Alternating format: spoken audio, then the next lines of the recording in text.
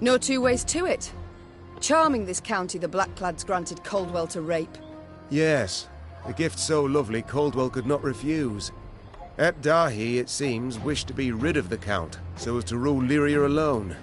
I do wonder why they quarrelled. Caldwell wished to rule by Willem's hand, and by his claim. Of little benefit to Nilfgaard, so the general disapproved. As do I. By all means.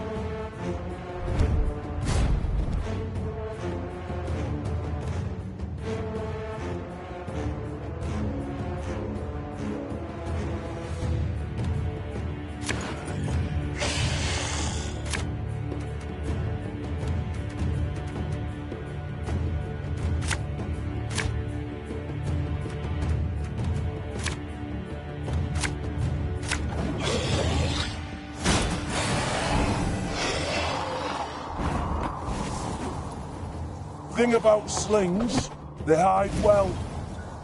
Looking to dance, mate?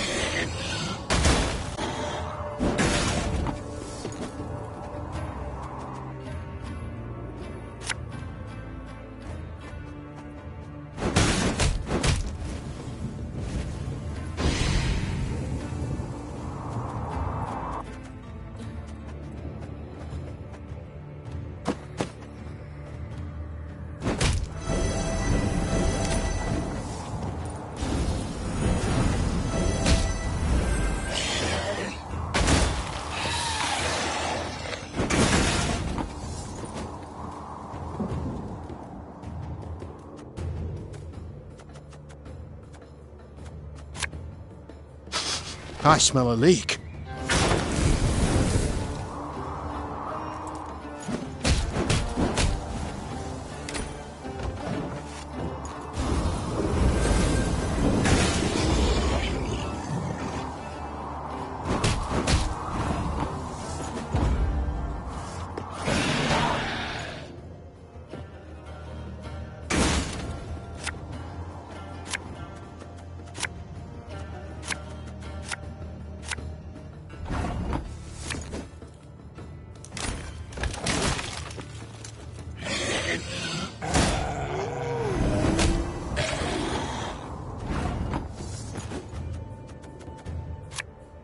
Tell me you jest.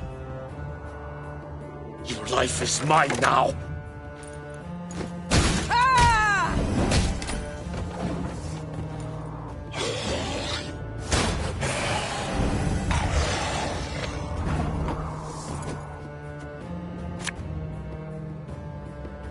Army's a waste of time for one like me.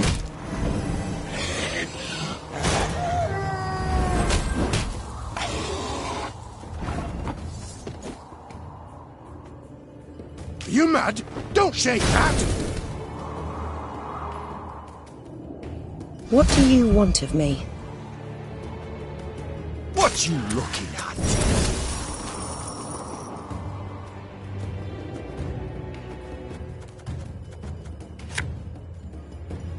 Hey?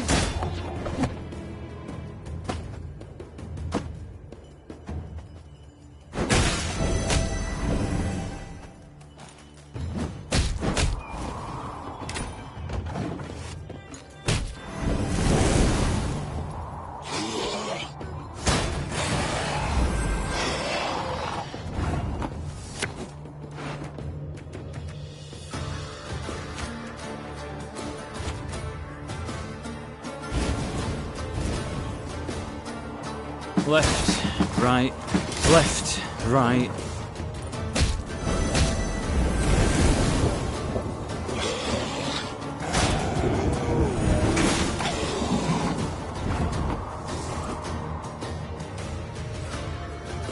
My pain serves a purpose.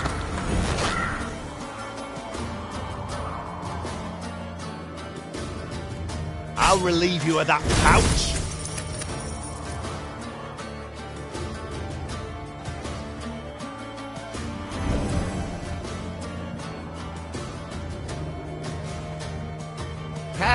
Not supposed to be any smoke.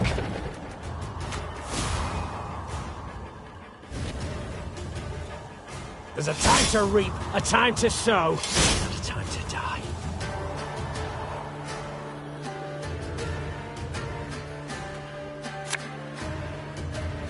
Ever have a stone knock out one of your teeth?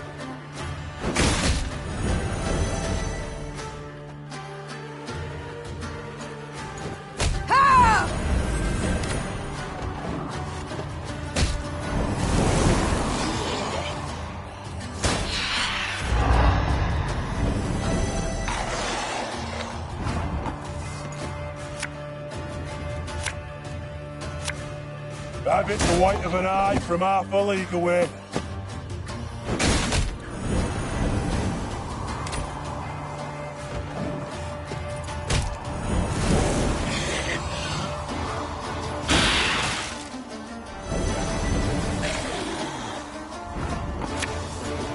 Her Majesty is exceptional. Bigger they are, easier they are to target. Got a death wish?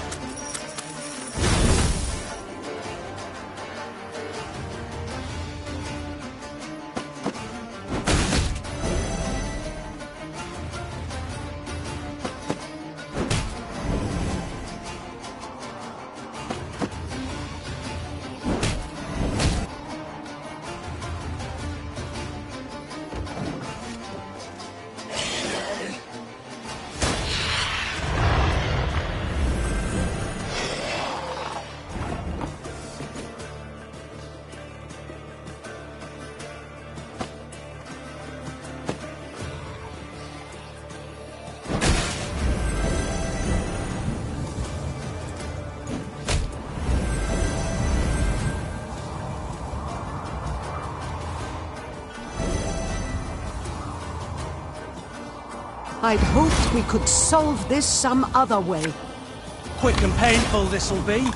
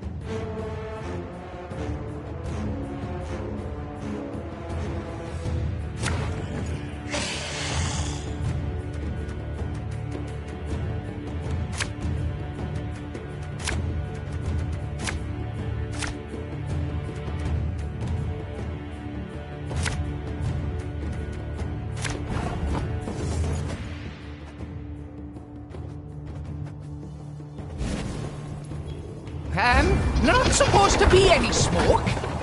What do you want of me?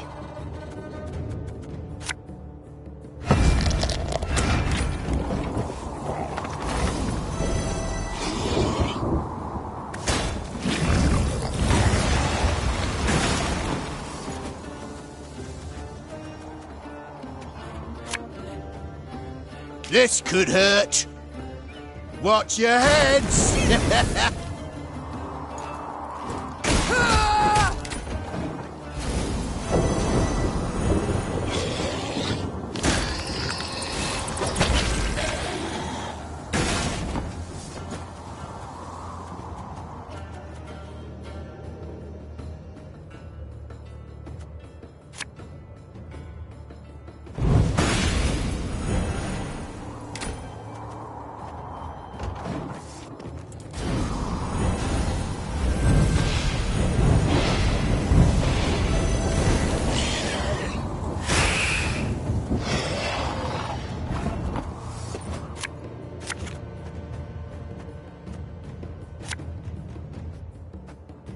Catch!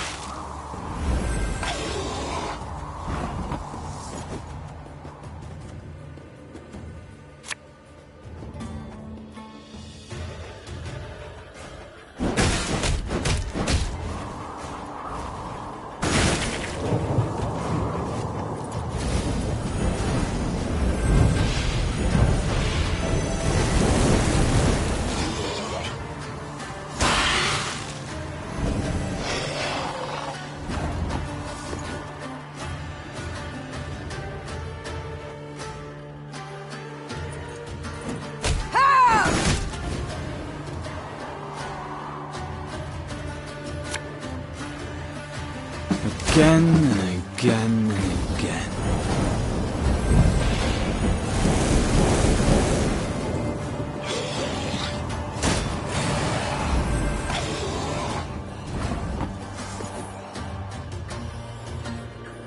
I'll relieve you of that pouch.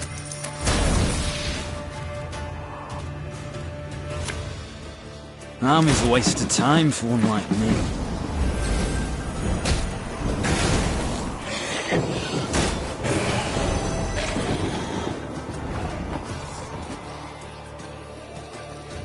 Bigger they are, easier they are to target.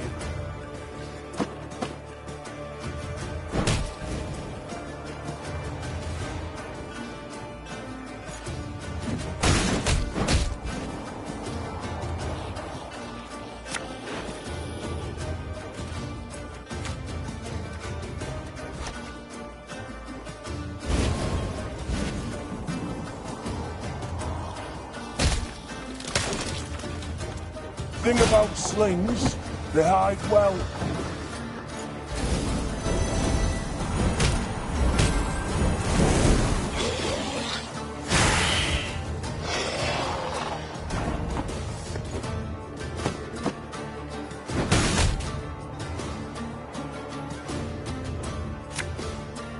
Got a death wish?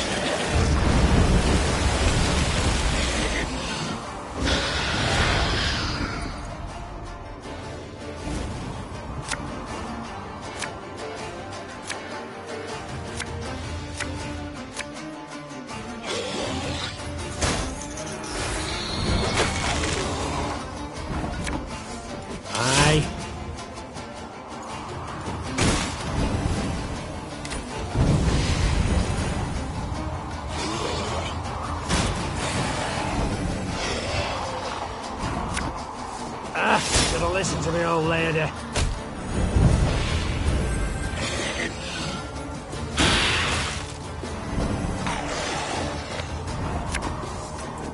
This harvest will be reaping black-clad heads.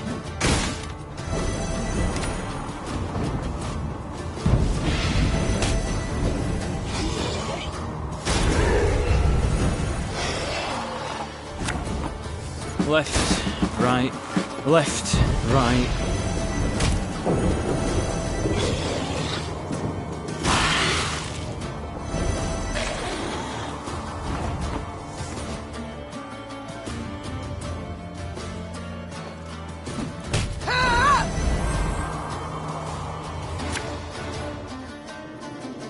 Hey?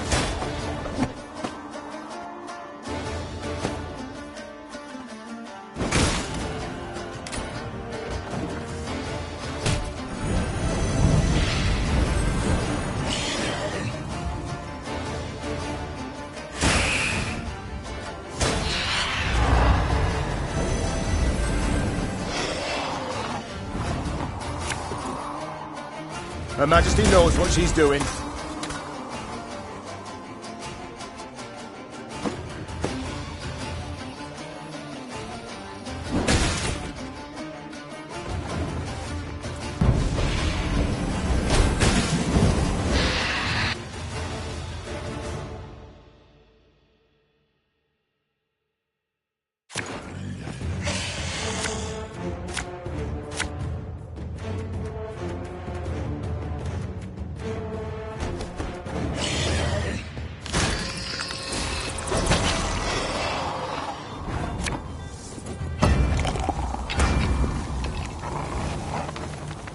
Hey? I'll relieve you of that pouch.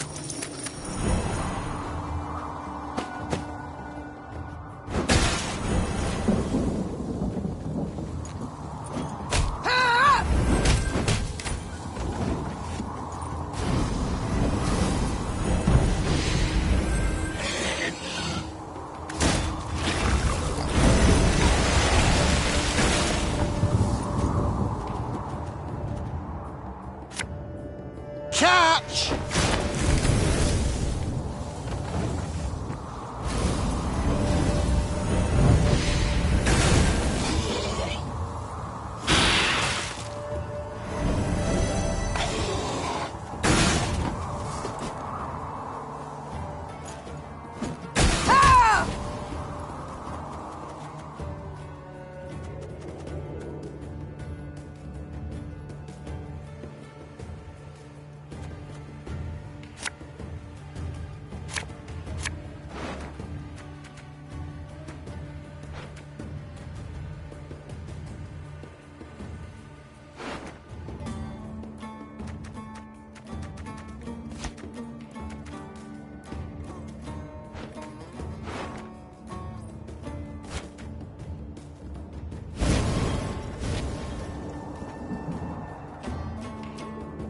My spirit's willing and how? We must trust each other. Kill it.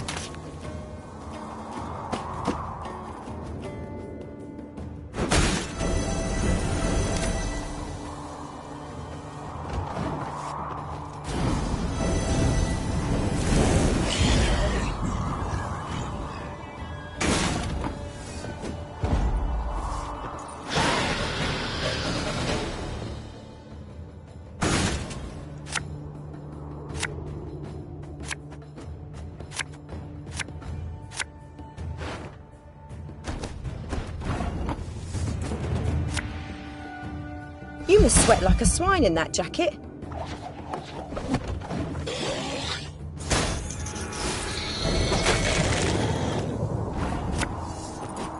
There's a time to reap, a time to sow, a time to die.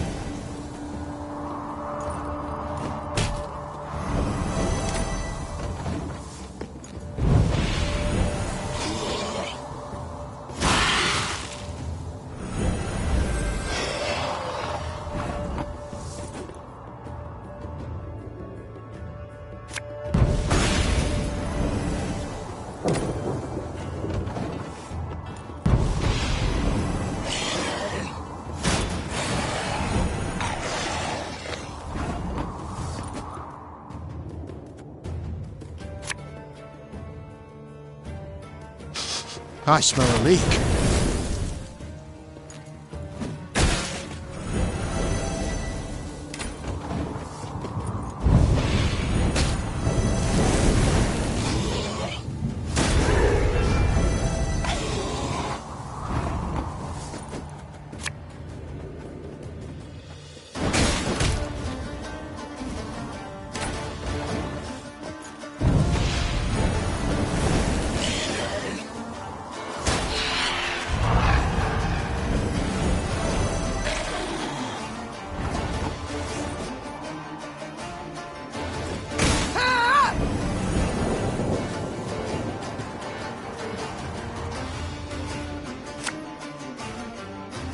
Army's a waste of time for one like me.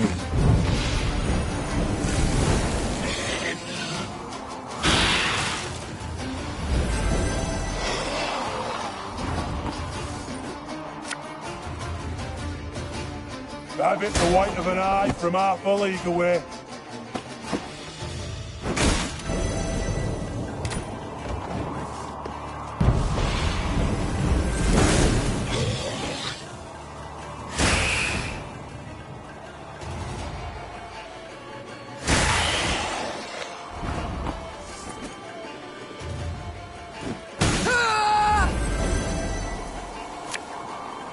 Got a death wish?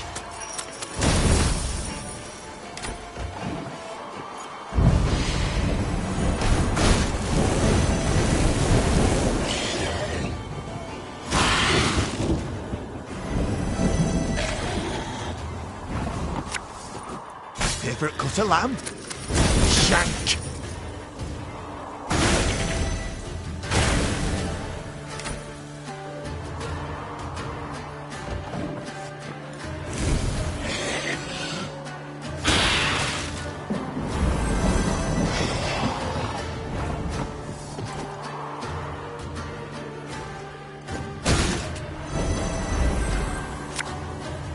And just when you thought things were about to get dull.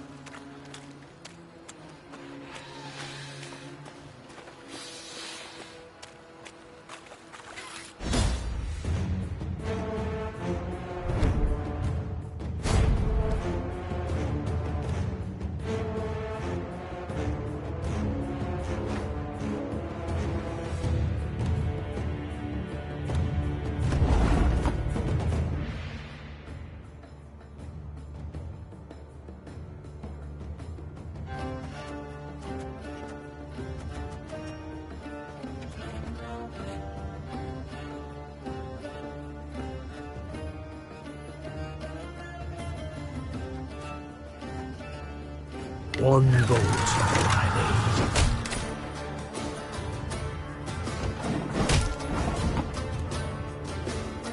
need. Give me a target. Our ballista at your command.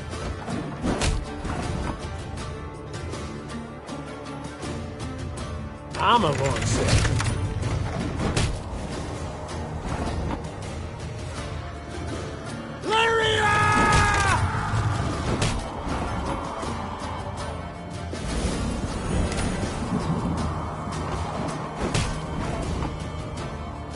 One bolt's all I need.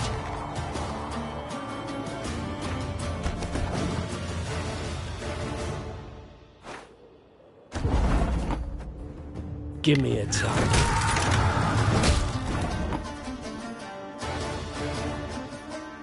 Our ballista at your command.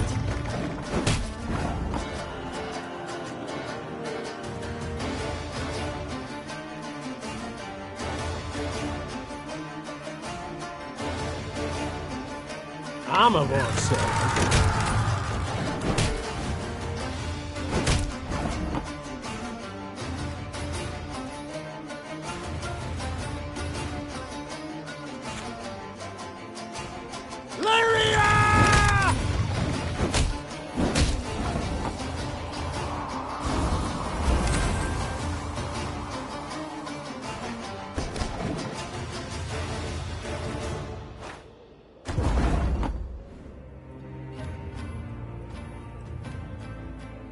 One bolt I need. Give me a target.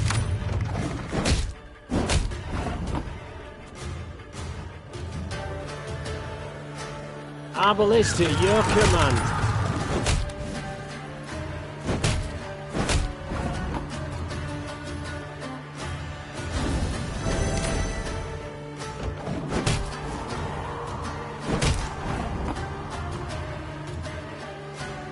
Armor won't save.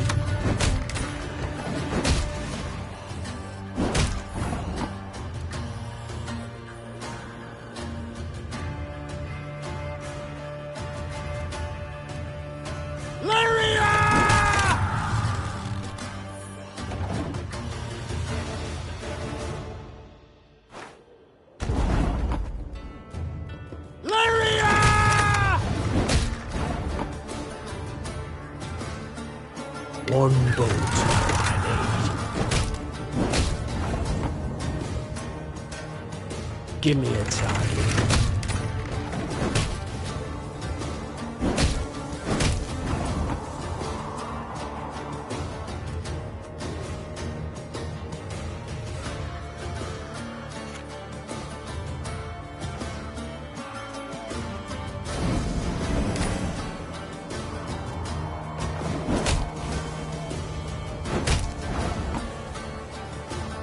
Our ballista, your command.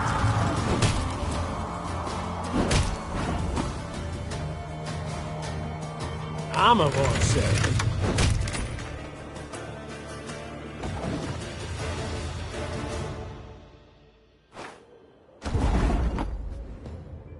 Give me a target.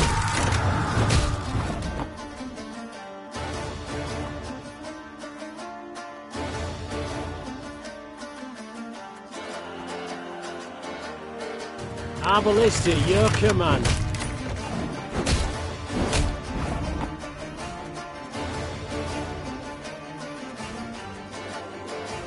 Armor won't save.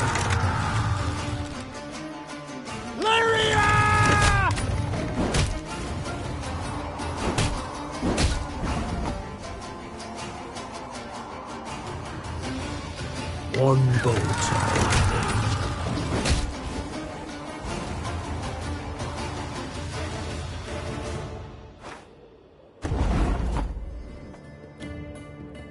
Give me a target. Our ballista, your command.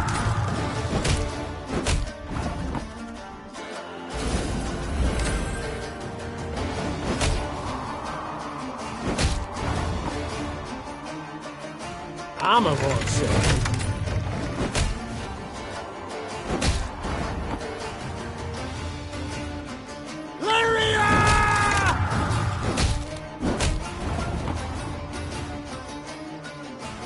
One bolt's all I need.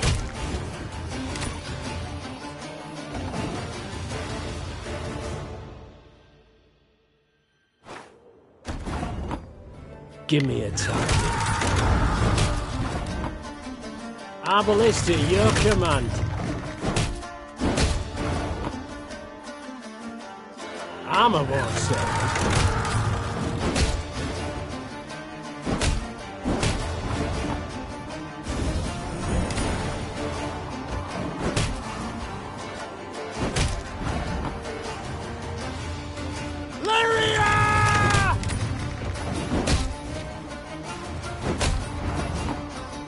One bolt I need.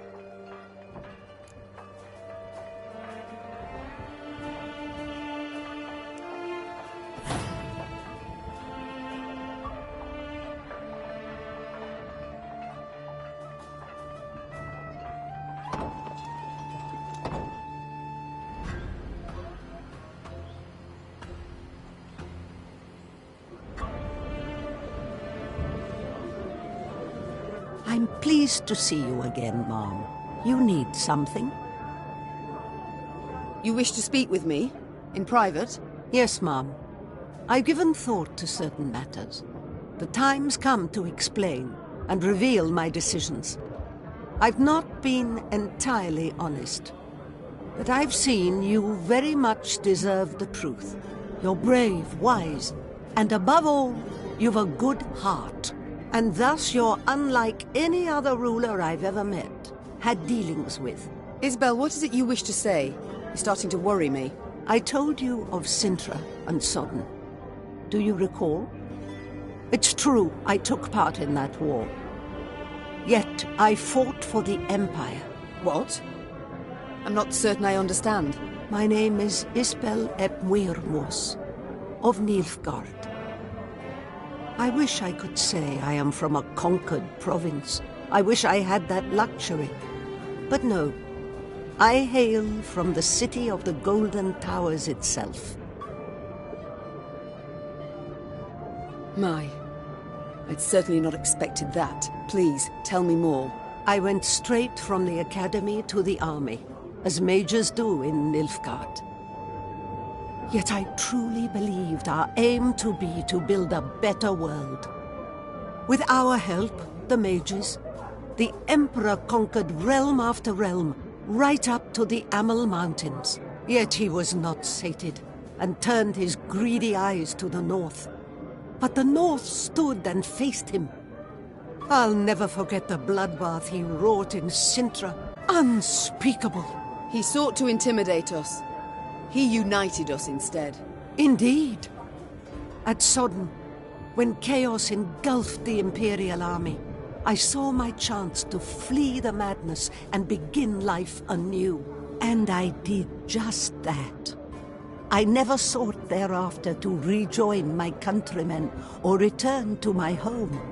Instead, I stayed in the north and swore never again to use my magic to harm others.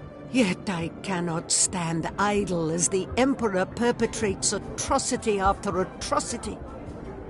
I wish to fight at your side. All deserve a second chance. Yet from now on, there are to be no more secrets between us. Certainly. I thank you. You've no idea what this means to me. Good. Oh, and Isbel, this must stay between us alone. For your own sake. I appreciate the concern, Mom. But you needn't worry about me. I've lived for some time in the north, and dare say I know how to get by.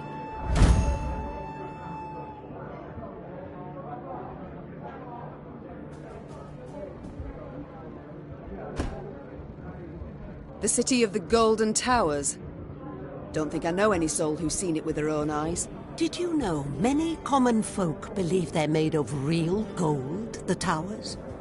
Yet they're named for how the southern sun dances off their rooftops. My family lived in the capital long before Nilfgaard was ever an empire. The city is of great beauty, was always a source of pride, turned arrogance in time.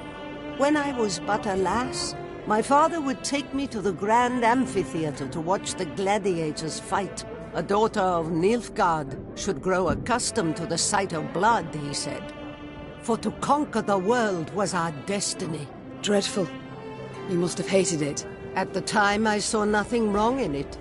I admired the gladiators for their bravery, skill, finesse. Though now it shames me to admit it. Duty calls. I must go. Of course. Should you need me, I'll be here.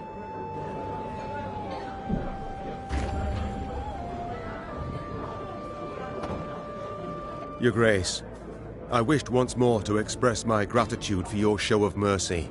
I showed mercy, true, but felt much more. Anger, pain, now resentment. You hurt me, Reynard. Wounded me to the bloody core. I don't know what else to say on the matter, so let's not speak of it. As you wish, Your Grace.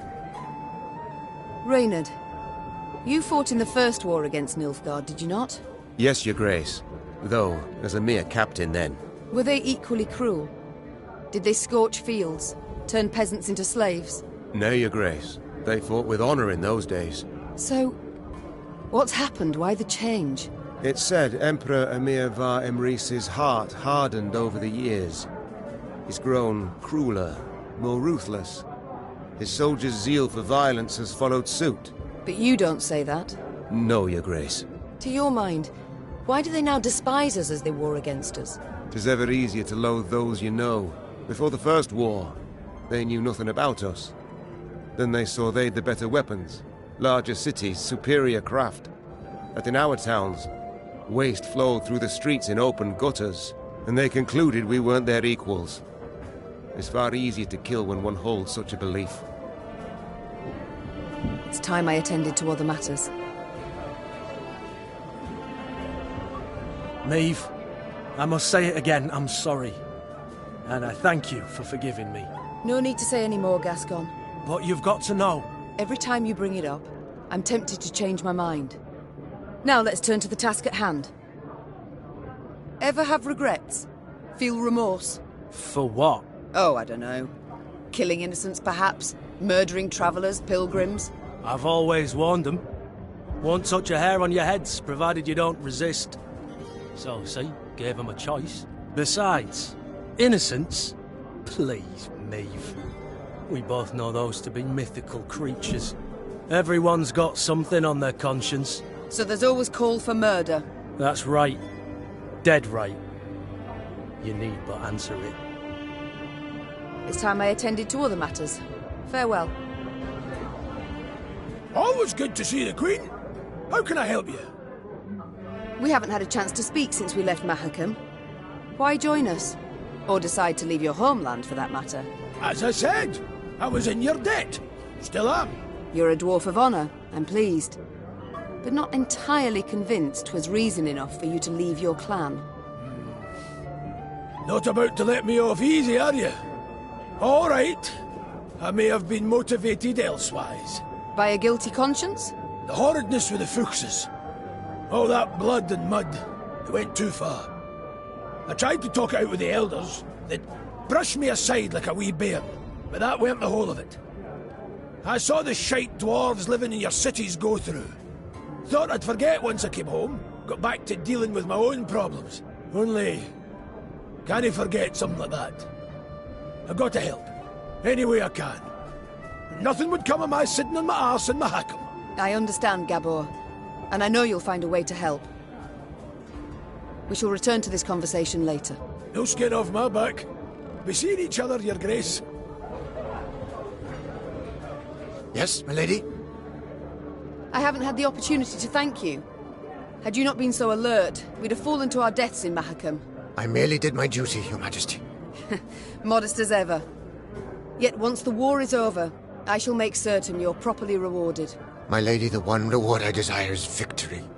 Your victory. Other matters await my attention. We shall speak later. As you wish, my lady. You need my help with anything? Anything at all, I've ideas aplenty. Ever travelled with an army before? Frankly, can't say that I have. You folk are my first. And let me say, it's not nearly as dull as I expected. Your travelling companions are fascinating, truly.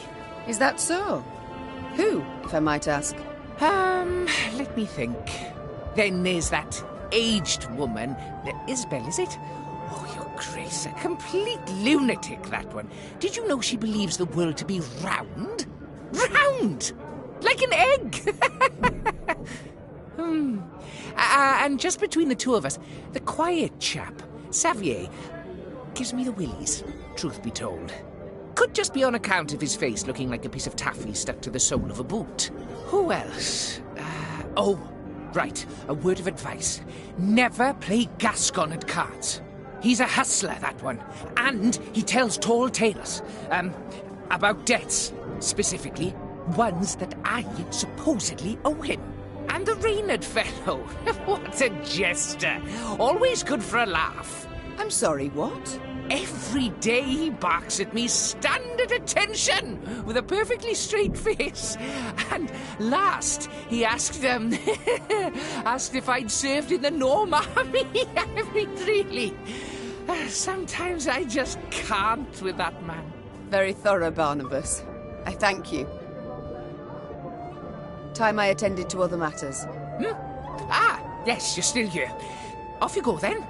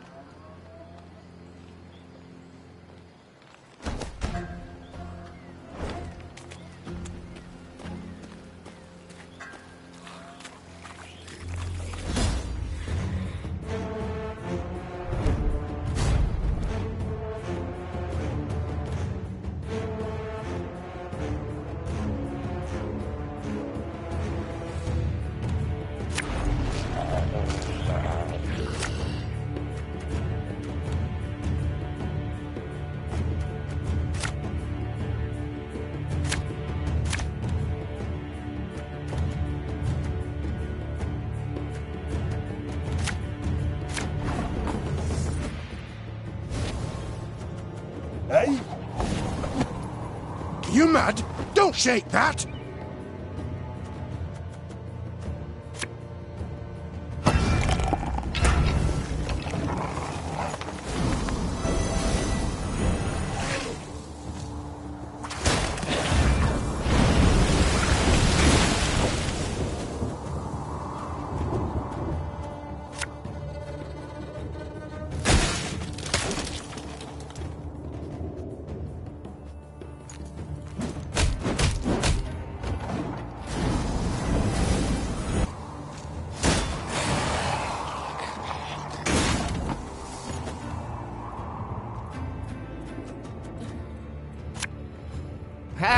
Not supposed to be any smoke.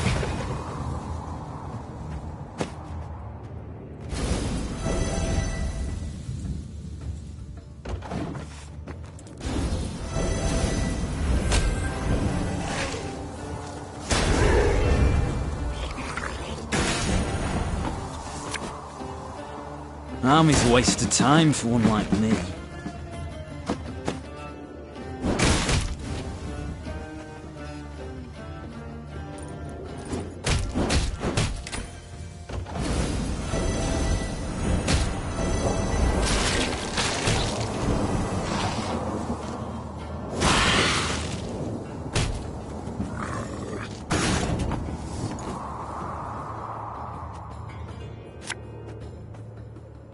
Left, right, left, right.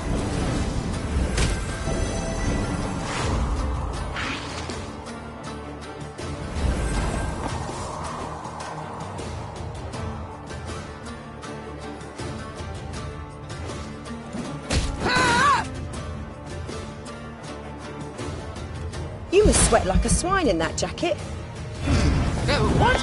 Oh, yes, I'm on it.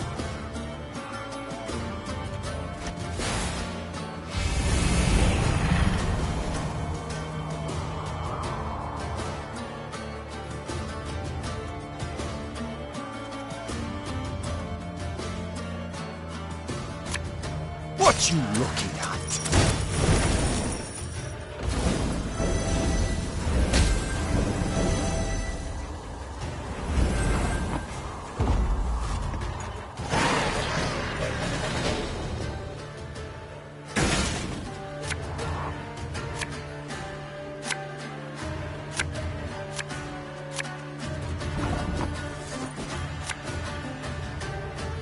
Again and again and again.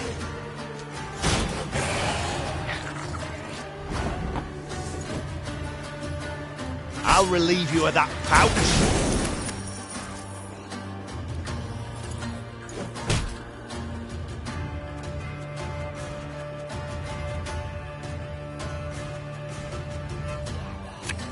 Got a death wish?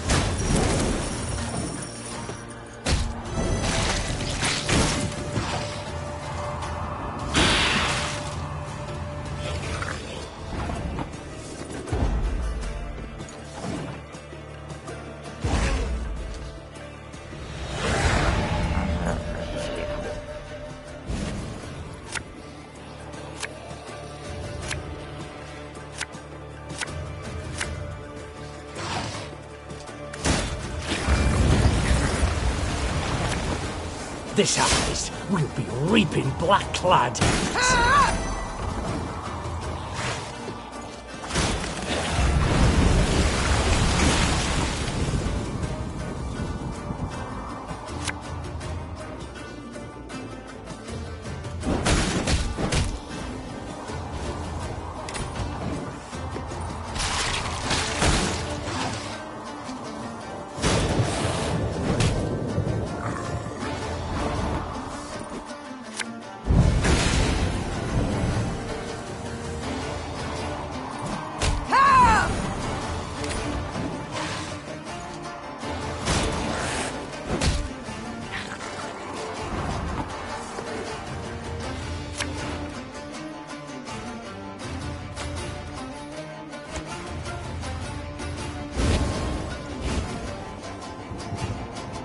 This could hurt.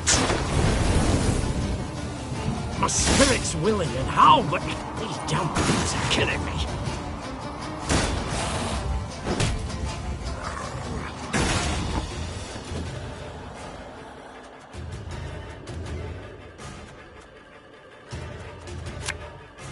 Ever have a stone knock out one of your teeth?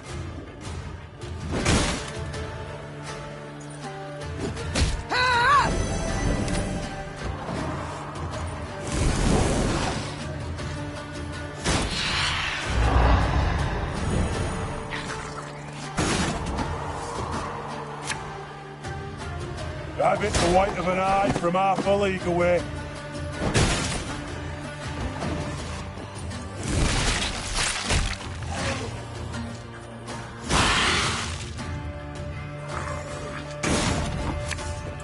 Bigger they are, easier they are to target.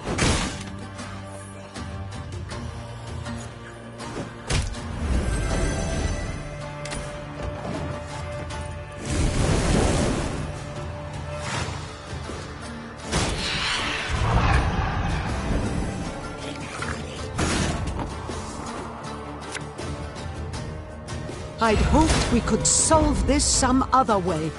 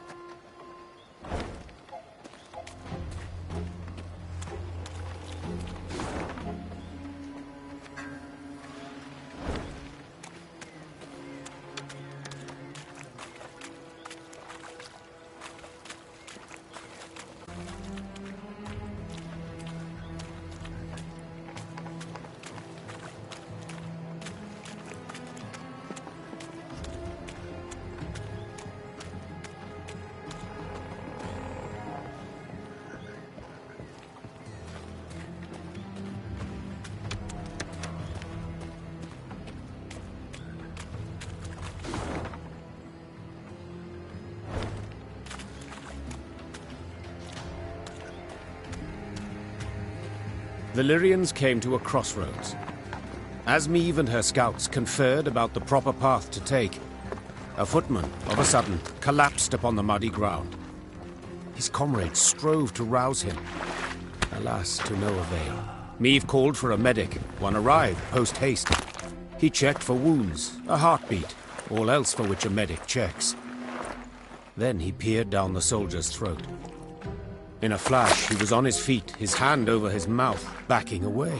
What's with him? What's wrong? The Queen asked, her eyes darting between the medic and his patient. Typhus exanthematicus, Your Grace, replied the physician, wiping his hands with a spirit-soaked cloth. Typhus fever.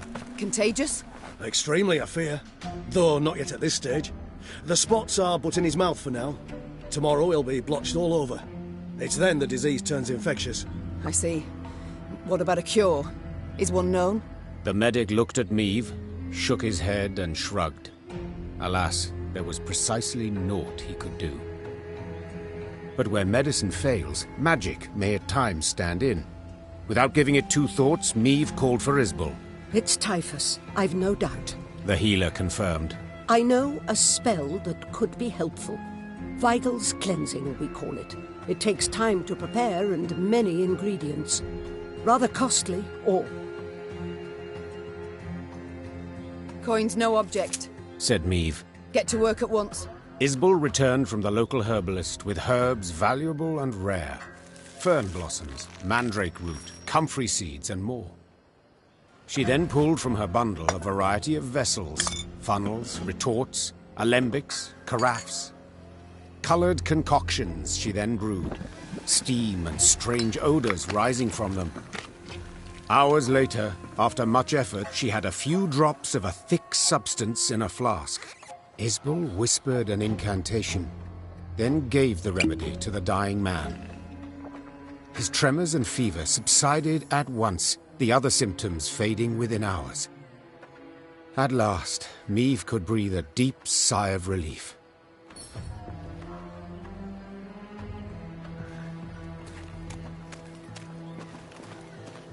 'Tis a land of monsters.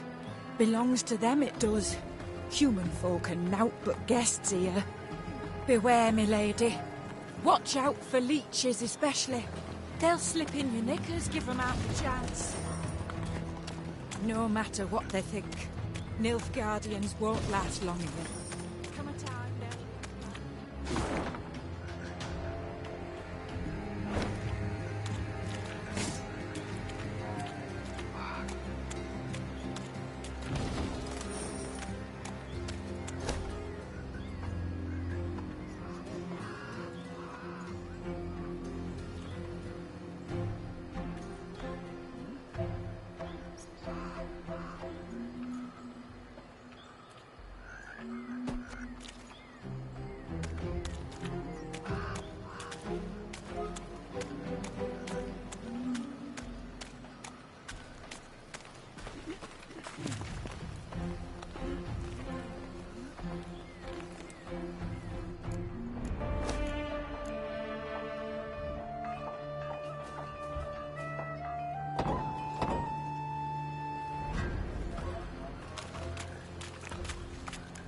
For no visible reason, the Lyrian column came to a halt. Meve stood in her stirrups in a bid to see the cause. Something had blocked the way, it seemed. Something large. A tree felled by a storm, or an abandoned wagon, the Queen thought. Neither was true. A boulder huge as a barn lay in their path. Footmen had slung ropes around it, planted their feet, and now sought to pull it aside. Did not budge an inch. Perhaps I could assist you. Meve turned in her saddle on hearing the voice. Several travellers in faded robes warily crept from the trees. A young woman with long, light-coloured hair led the way. You don't much resemble a rock troll, said the Queen, eyeing the slender stranger skeptically. But go on, do try.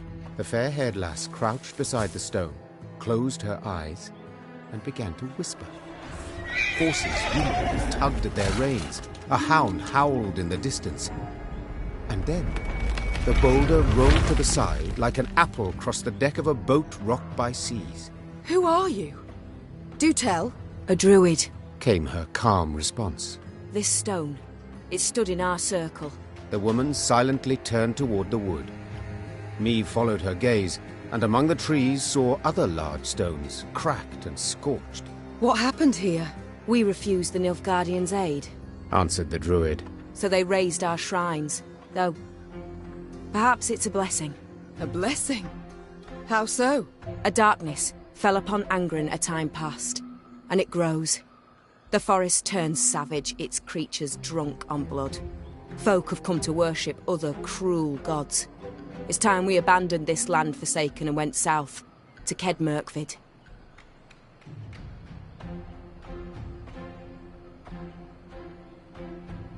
Our path leads south too, though not as far. Said the queen. Do join us. Given the times, there's safety in numbers. The druids agreed, and were grateful. They walked at the rear of the column, muttering prayers, their faces concealed beneath hoods.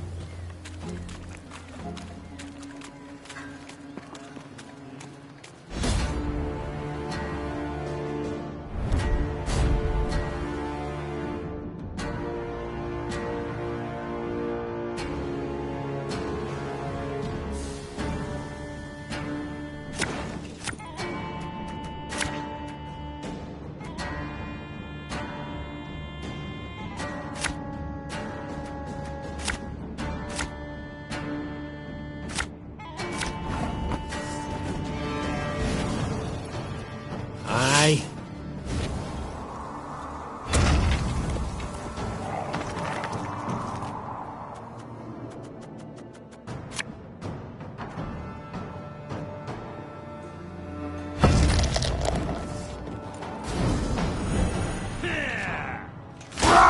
Scheiß! In Take!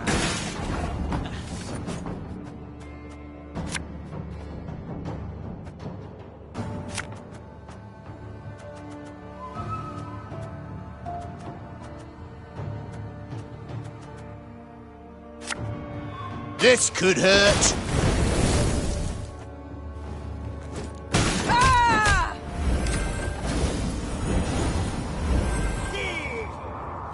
My boots got sand aplenty in them.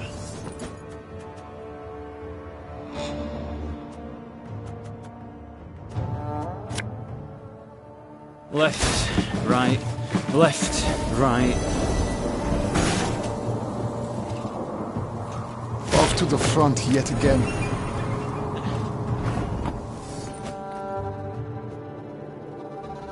When will you ever learn?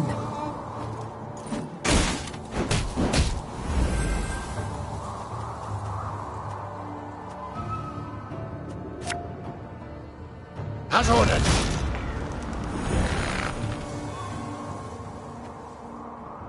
That hit the white of an eye from half a league away. Bigger they are, easier they are to target.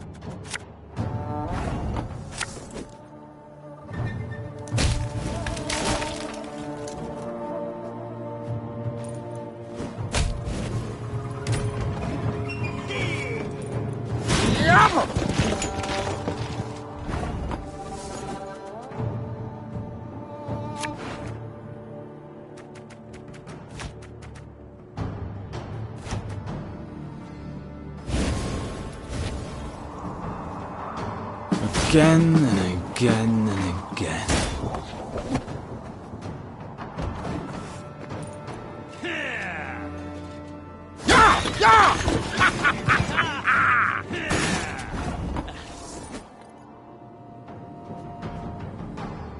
Should have listened to me, old lady. Feel any burning? See a local healer or wise woman?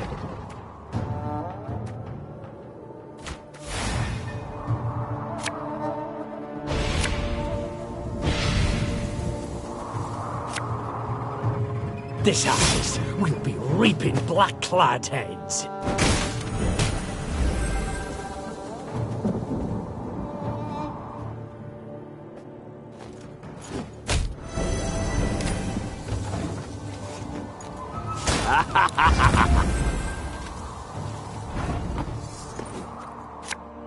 What do you want of me? Getting to work.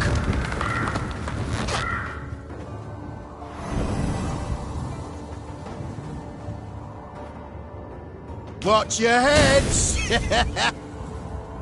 Army's a waste of time for one like me.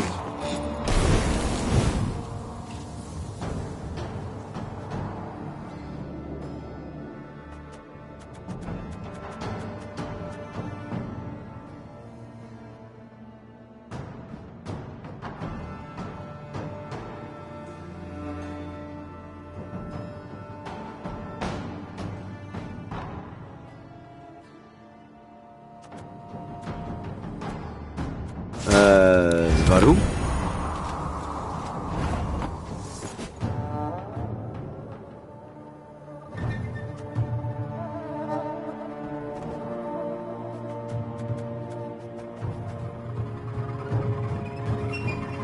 My spirit's willing and how, but these damn boots are killing me.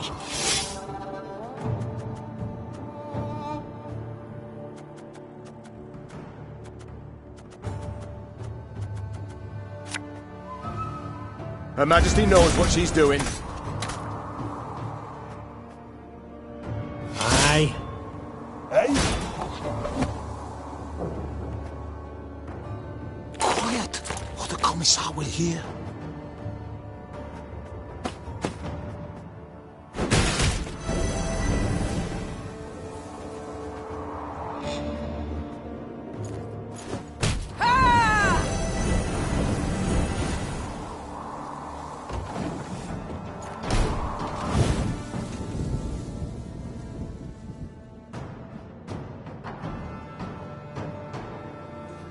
There you go.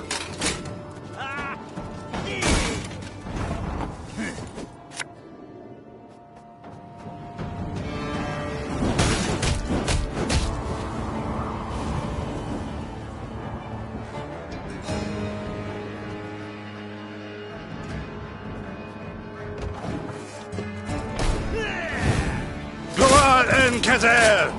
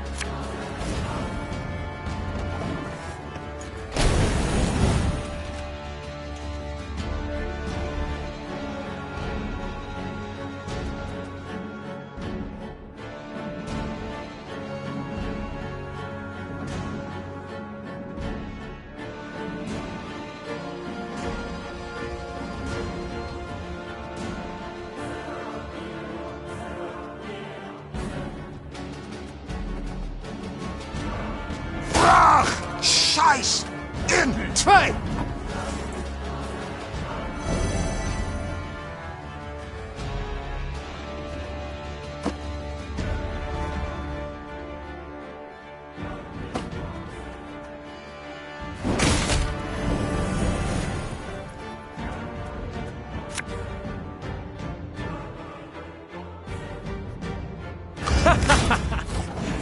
Wait, you're serious?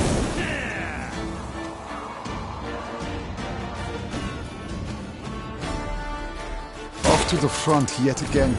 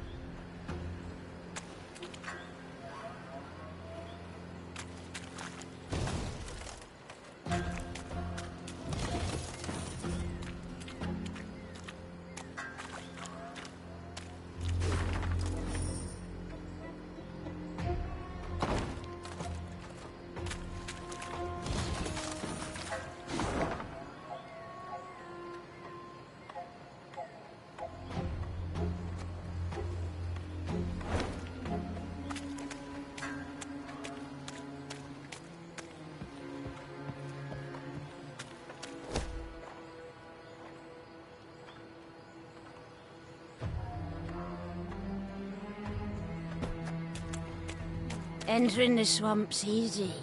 Trouble's getting out. Entering the swamp's easy.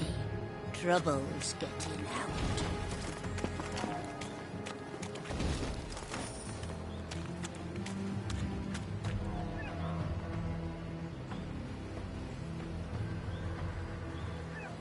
In the distance, Meave spotted a spindle-like shape, which soon proved an enormous, dark obelisk. It stood in the middle of a wetland clearing. Dozens of iron rings dangled from its shaft, clinking and rattling in gusts of wind. Cows, donkeys, and dogs were gathered round the stone, all tied to the rings by ropes. Their hides showed many shallow cuts, seeping blood, festering, drawing mosquitoes in swarms. A number of the animals struggled against their cords, while others, near dead, lay still in the wet, tall grass. Across the clearing, folk emerged from the woods, a handful of peasants with a mule in tow. The beast resisted, stomped and planted its hooves, perhaps sensing its gruesome fate. The queen decided to question the peasants, and soon learned the animals were their sacrifice to the swamp gods. They're all about, dearie. Very close.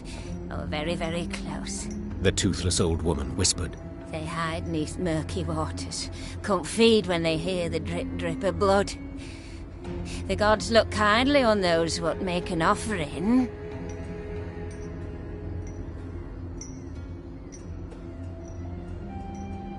I know nothing of your gods, began the Queen, her nose crinkled in disgust. but any that demand such grisly tribute are not at all worthy of reverence. What you do to these creatures is savagery.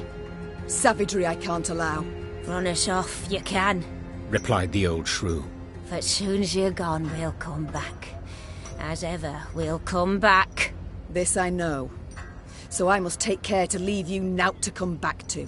Over the peasants' howls and pleas, Meve ordered the obelisk brought down. Her soldiers gripped the ropes that hung from it and toppled the shaft. As it hit the ground, it shattered into many small pieces. You say you know naught of our gods? The old woman's eyes narrowed, her voice grew darker still. Well, don't you worry your head, sweetie. You'll meet him soon enough.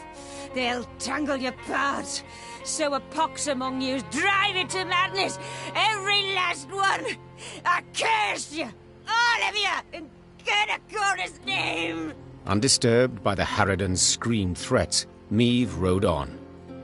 But her men whispered long of the curse. It weighed on their minds, poisoned their hearts. Each misstep, misfortune, they saw as punishment for their sacrilege.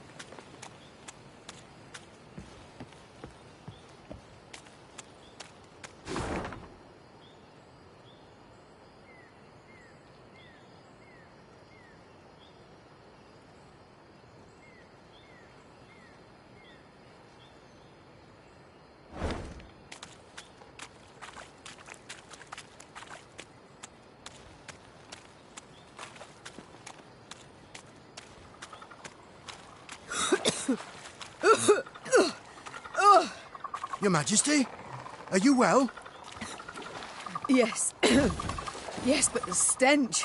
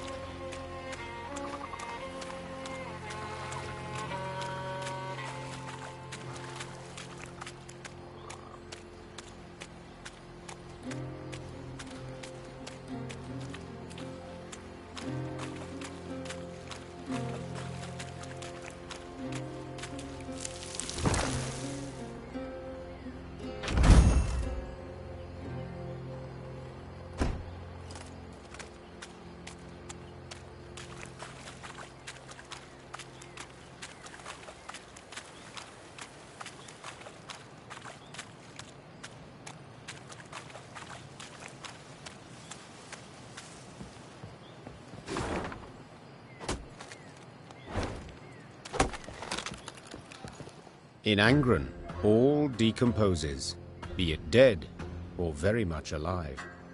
Rot blights trees, seeping sores torment beasts, and the whole swamp emits the acrid, stifling stench of decay.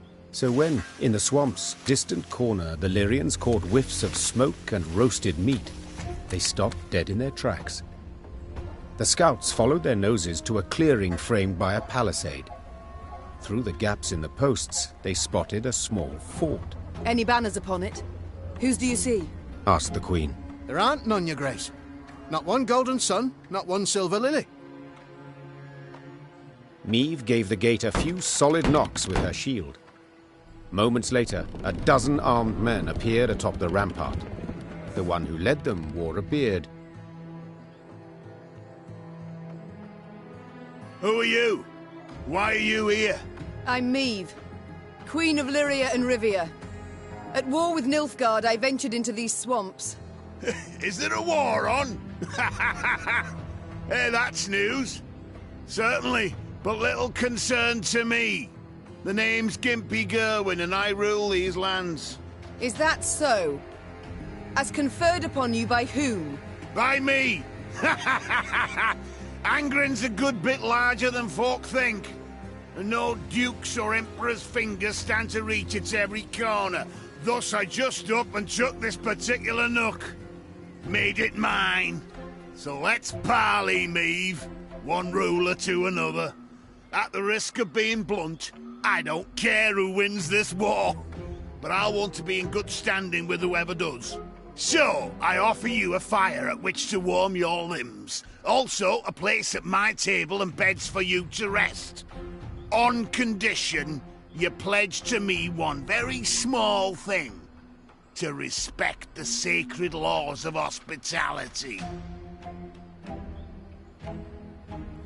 So be it. I do solemnly swear before the gods and my ancestors that we shall honor all the lords of hospitality. Then you're most welcome inside. The fort was simple, built of logs, covered with thatch. Oh, but inside, it was warm, dry. Hot, steaming dishes were piled upon platters, the tables beneath them bent from their weight. Smiles appeared on her soldiers' drained faces, and Meve's spirits were lifted at last. Gerwin proved a cordial host, and eagerly shared both food and tales. He'd led a mercenary band, and they'd stumbled into Angren, discovered a land unclaimed by any feudal lord. He'd erected the fort, then united the surrounding villages under his very own rule. The folk here are savage, defiant, he said, sipping wine. I keep them on a tight lead for their own good. Elsewise they'd slit your throat first chance they got. Late that night, Meve went to see if her mare had been dressed. In the stable, she happened on a farmhand. Recognizing the Queen, the man fell to his knees and averted his eyes. Meve noticed a strange object dangling from a rope around his neck. A human hand, half rotted to the bone. What? What is that? My wife's hand, your grace, stammered the peasant. Lord Gerwin caught her sneaking some grub. Scraps, really. Took her and told me to wear it, so I'd remember what happens when... Meve left the stable without uttering another word. She went straight to the servants' barracks. In the pale glow of her torch, she looked over the peasants. All terrified, all with fresh, bleeding wounds. The Queen felt rage rise inside her.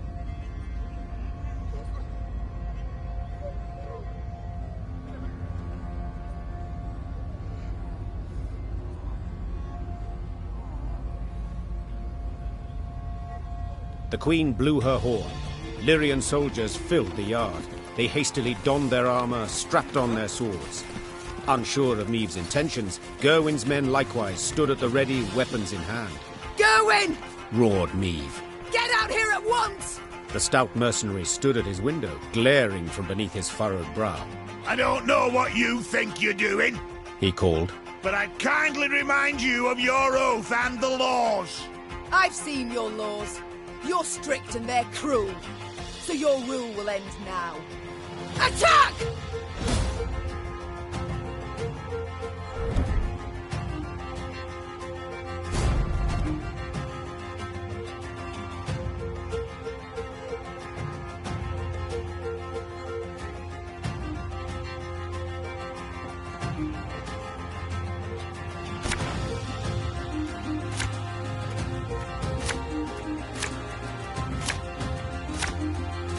I didn't think a queen would so easily break her word. To arms!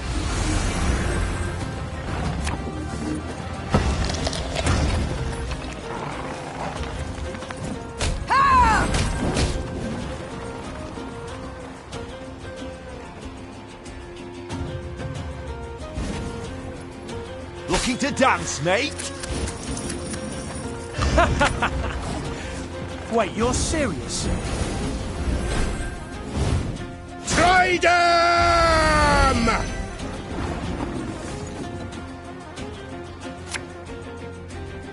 Watch your heads!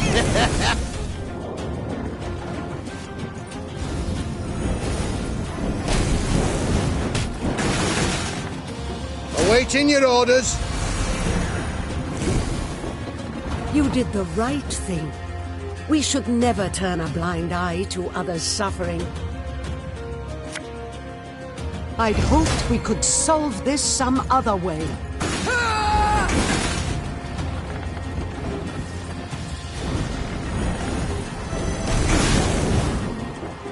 Don't like this.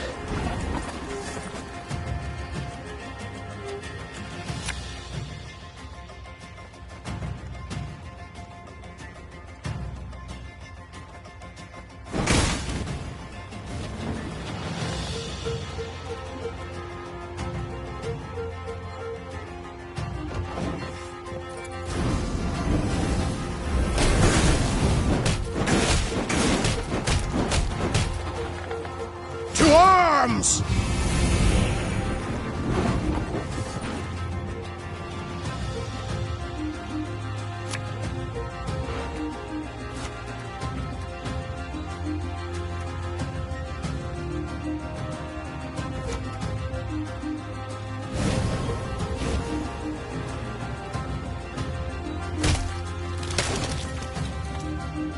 Left, right, left, right.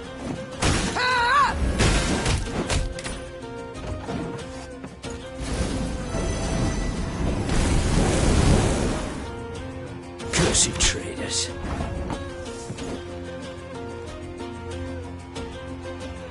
Catch! Sorry, turnips back for an encore.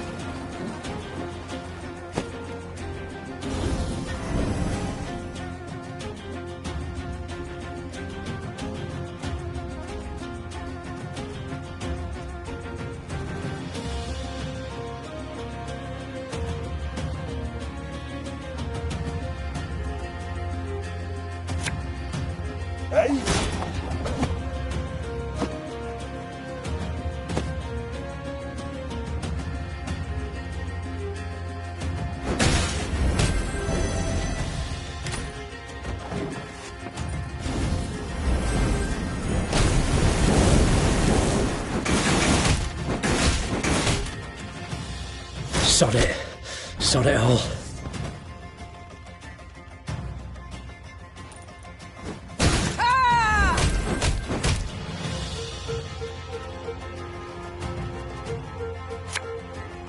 What do you want of me? Should have listened to me, old lady.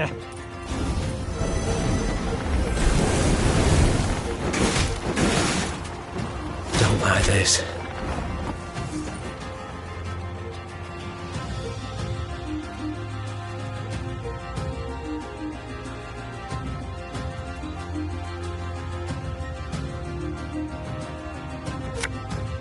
Ever have a stone knock out one of your teeth?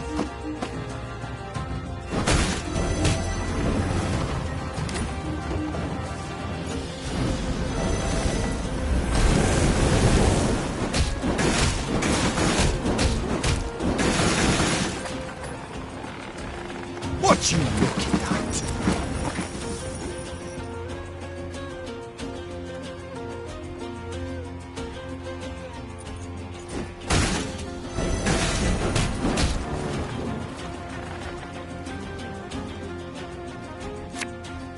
Getting to work.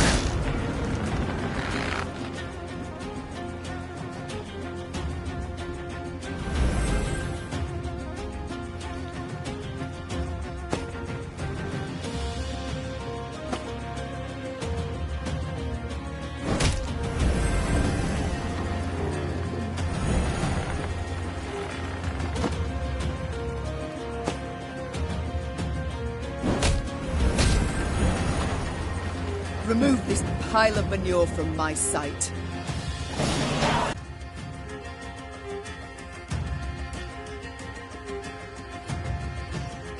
Lame as he was, Gerwin had been a mercenary. He fought hard, he fought well, yet still proved no match for Meve. She knocked his axe from his hand, he fell to his knees, then she cleaved his head clear off. It rolled like a gourd and came to rest at the peasant's feet. You've your freedom back. Growled Meve as she wiped her sword. Yet do not take it for granted. Nilfgaard is in Angren. The Blackclads will come here too. As long as the golden sun flies over the marsh, you must hide in the woods. Meve's force left the fort before dawn. She rode at the fore, lips pursed, jaw clenched. A stain on her honor. She'd broken her word. Apart from all else, it stung on the inside.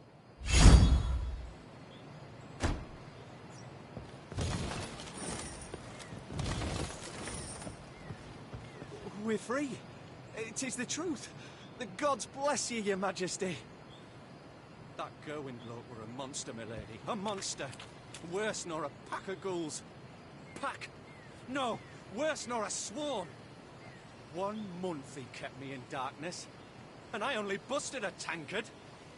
I'll not stay here.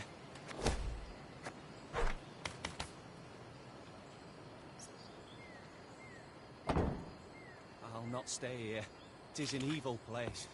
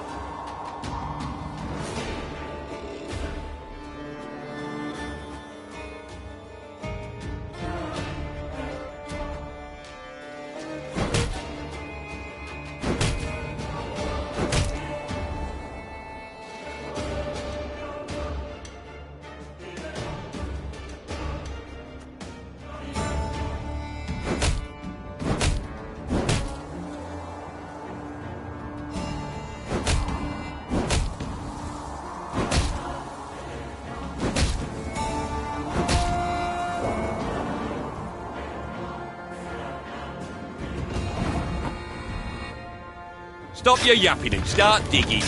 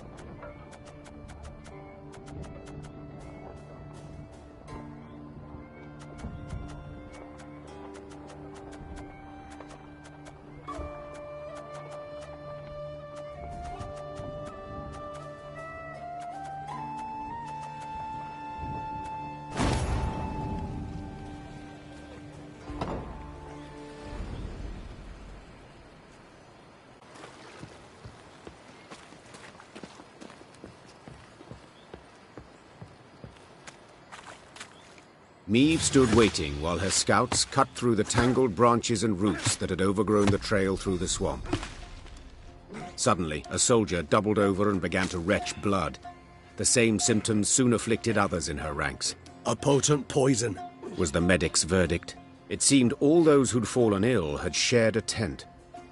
One night, they'd chattered about an obelisk they'd destroyed and the group of incensed peasants who'd cursed them for it.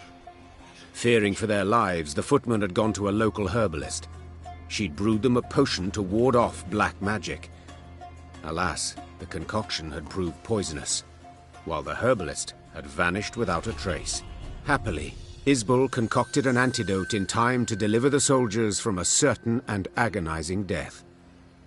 The mage explained their misfortune had not issued from a dark, corrupt force, but from simple human wickedness. Her calming voice and gentle smile lifted the soldiers' spirits. Trusting in her care, they soon wholly forgot the so-called curse.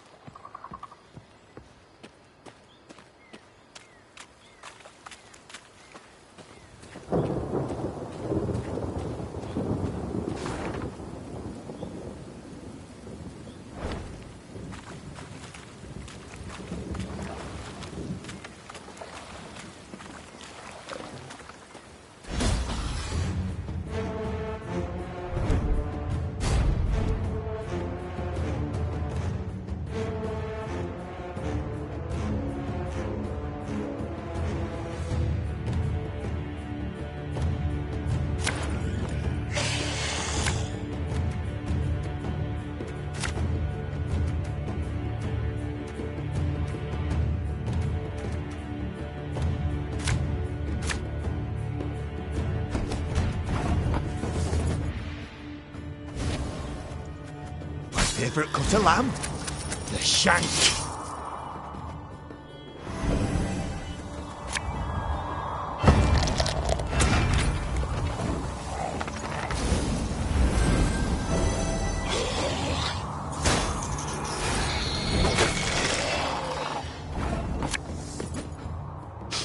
I smell a leak.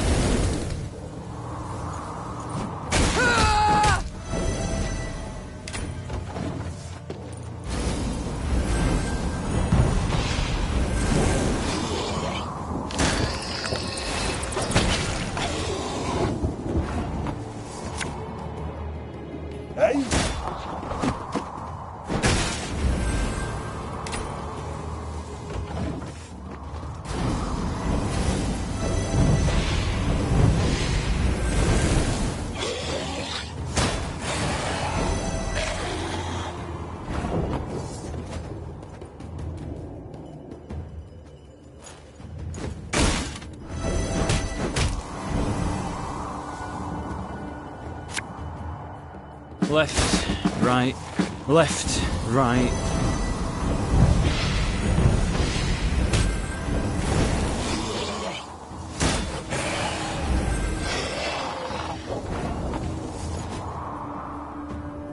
Looking to dance, mate?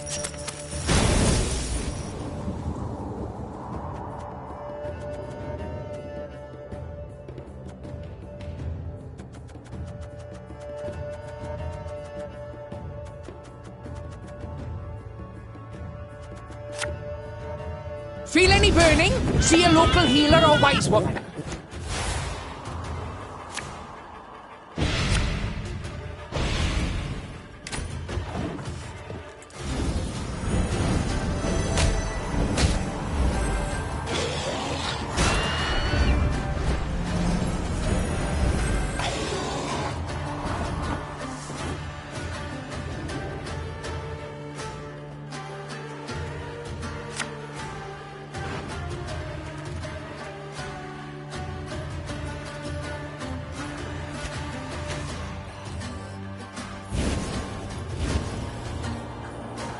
You mad?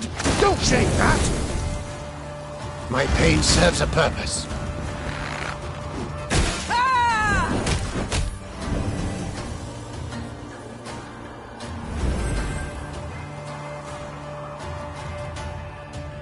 My spirit's willing and how, but these damn boots are killing me.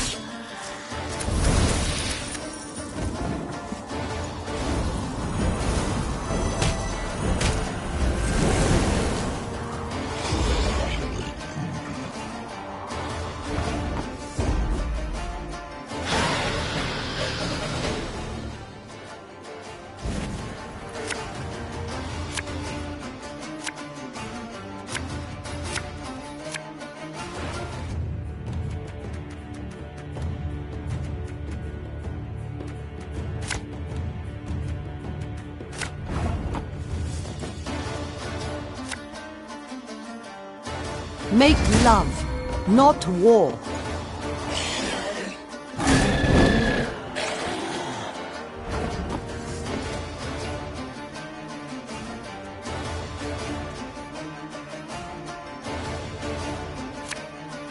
There's a time to reap, a time to sow, a time to die.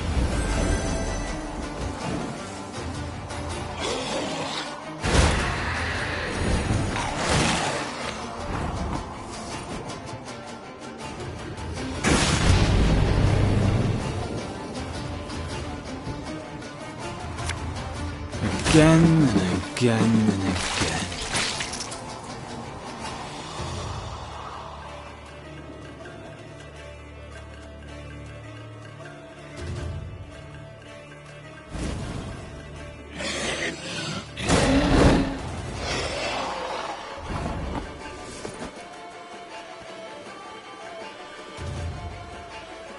Her Majesty knows what she's doing. Aye.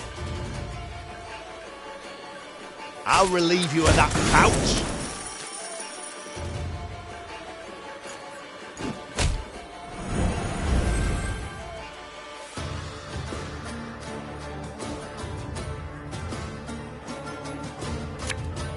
Ever have a stone knock out one of your teeth?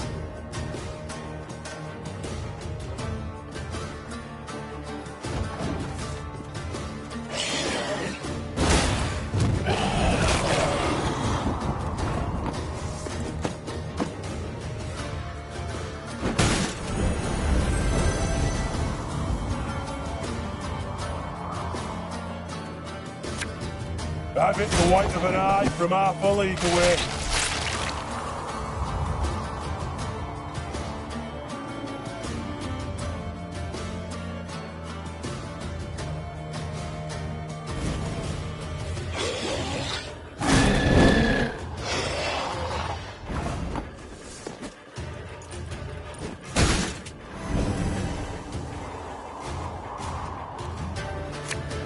Got a death wish?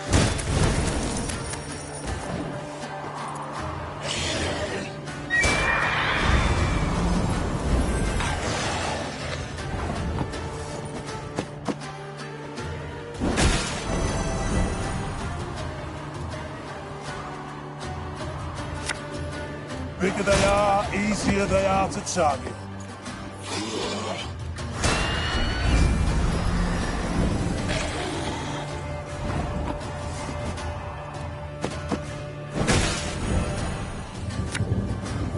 Thing about slings, they hide well.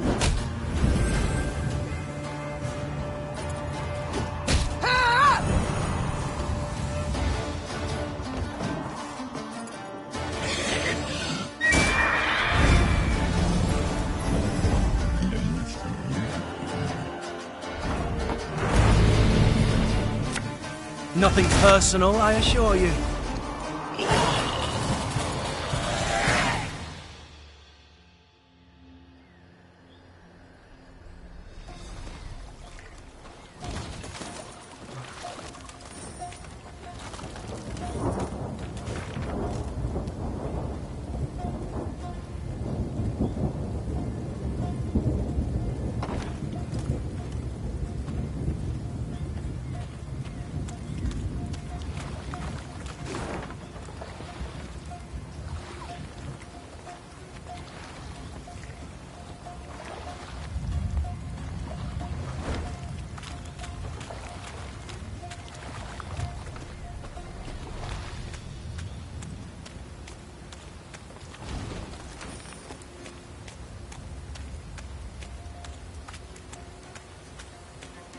Angren lies thousands of leagues from the sea. Yet the Imperial fleet looked chiefly to this land for wood, its ashes and oaks ideal for shipbuilding.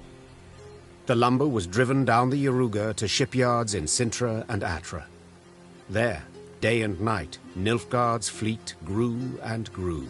So when Meve heard axes steadily hacking, the continual grind of saws, she halted her force and quickly dispatched scouts. Indeed, they found a lumber camp, banners overhead, the great sun blazing upon them. Though not critical to her mission, Meve was nonetheless tempted to disrupt the invader however she could. The Emperor awaits a mass flow of logs, called the Queen, drawing her sword. But we shall send him corpses! Formation! Follow me! When the Lyrians rushed forth with a cry on their lips, the lumberjacks dropped their axes. Their black-clad guards, though likewise surprised, formed up and stood ready for battle.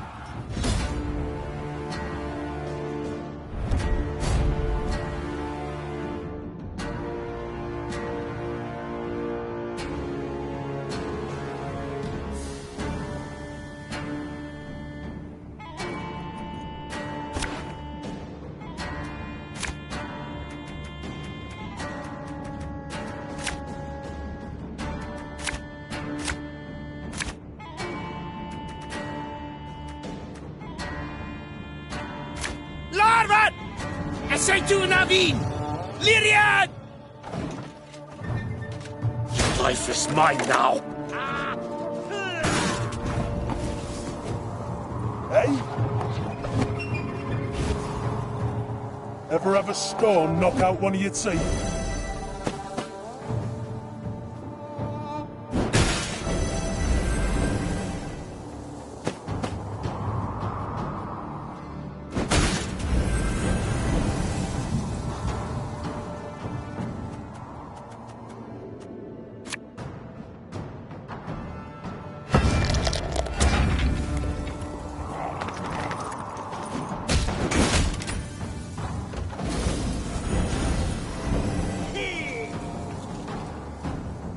Wise choice.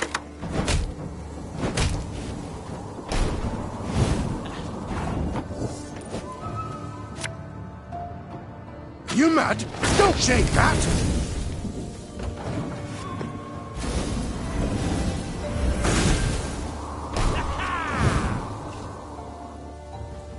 Nilfgaard!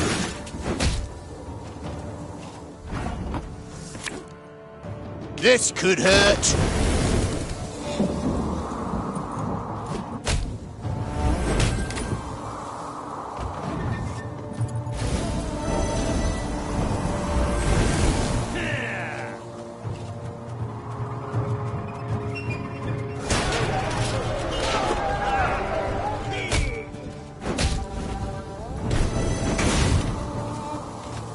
Angren's gold is not yours to plunder.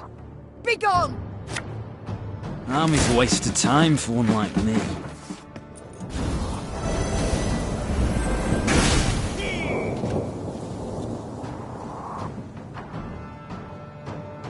Back in line!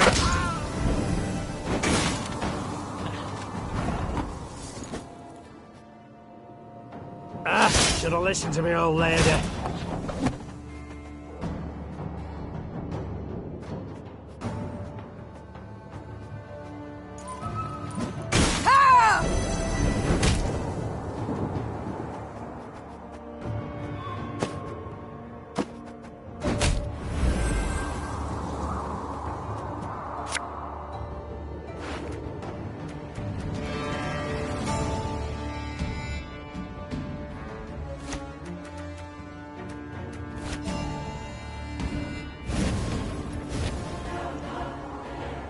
Looking to dance, mate?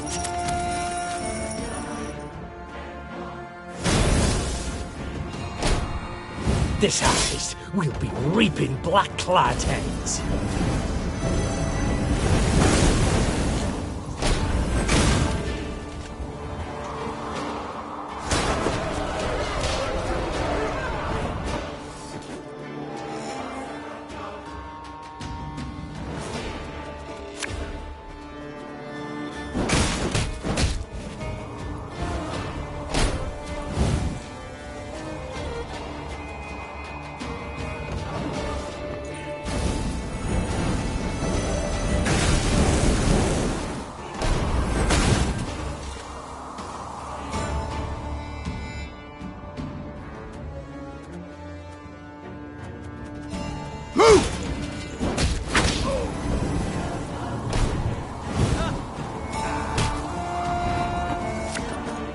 Fear not! We shall achieve our goal! What you looking at?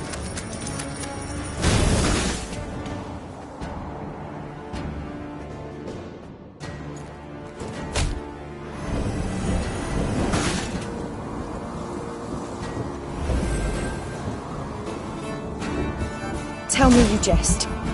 Order!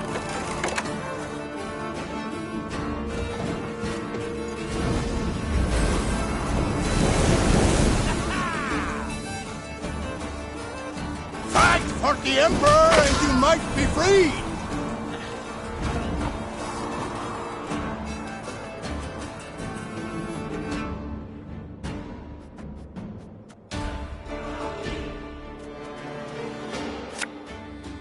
Her Majesty is exceptional.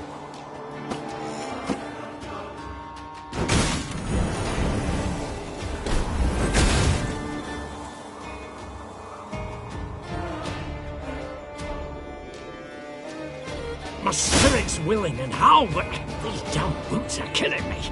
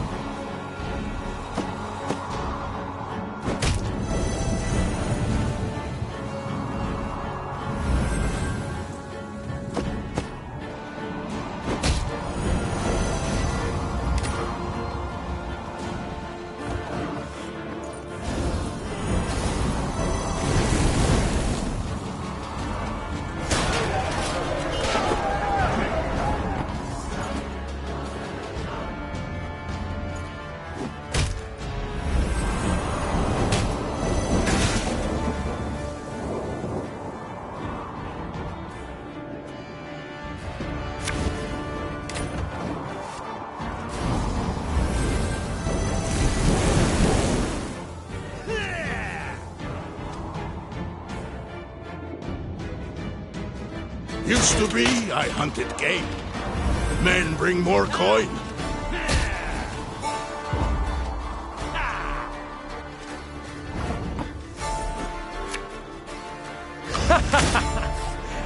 Wait, you're serious?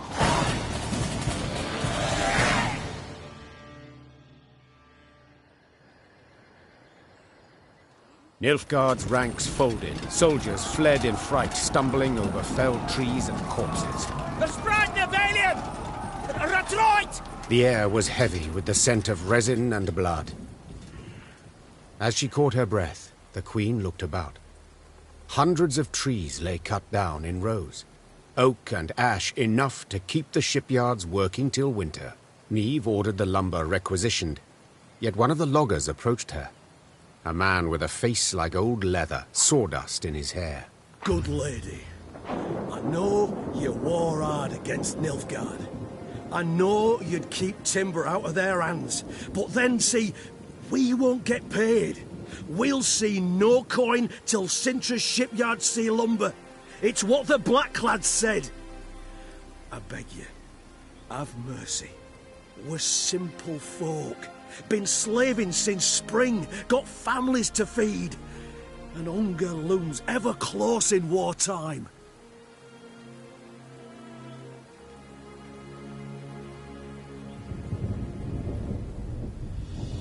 Niamh looked at the logger's hands. Thick scars, crisscrossed fingers twisted by years of axe work.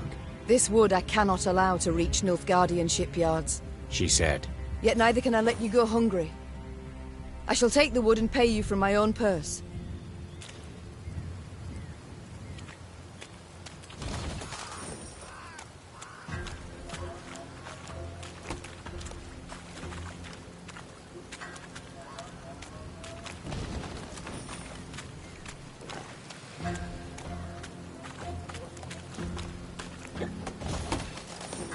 You've a big heart, my lady. Not many folk like you, especially not in Angren. The land bedevilled in many ways. You've a big heart, my lady. Not many folk like you. Got blisters on my hands from all this work. Weren't enough the corns on me feet, ye gods. Never ends, I tell you. We'll never finish this blasted work. Work, work, work. And do I see anything from it? Even a measly bloody crumb. Got blisters on my hands from all this work. Weren't enough the corns on me feet, ye gods. Never ends, I tell you. We'll never finish this blasted work.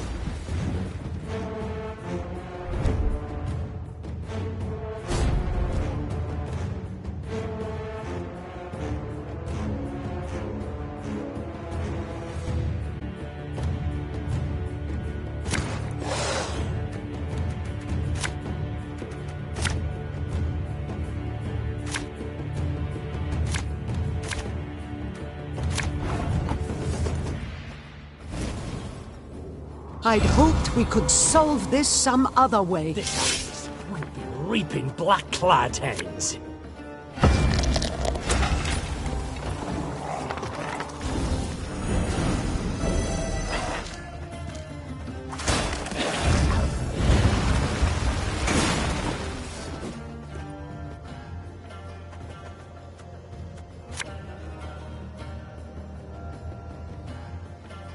You mad? Don't shake that!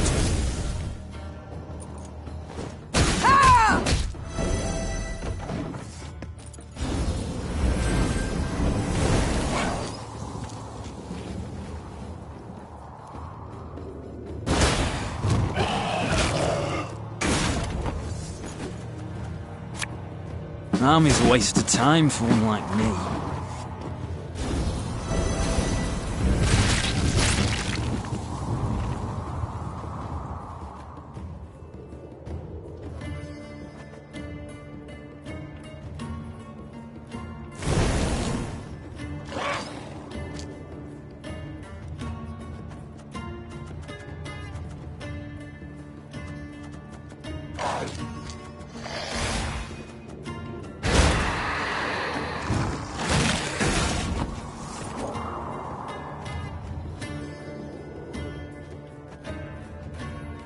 Looking to dance, mate?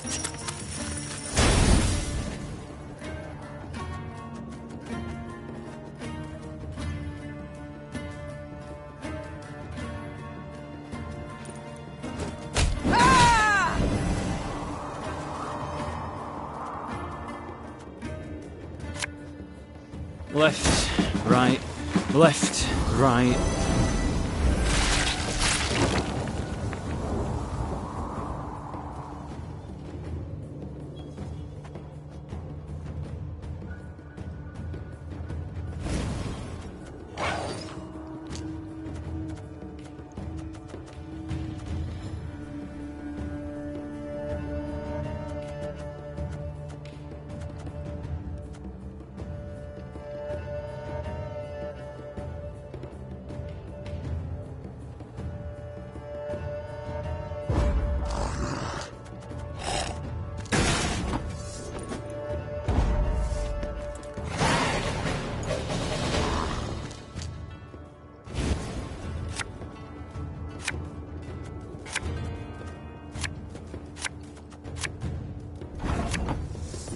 Again and again and again.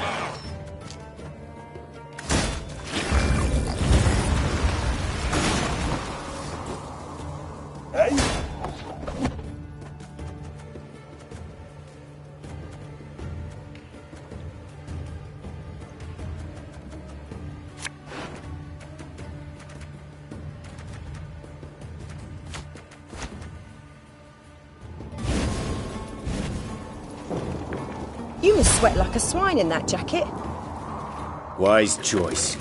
My spirit's willing and how, but these damn boots are killing me.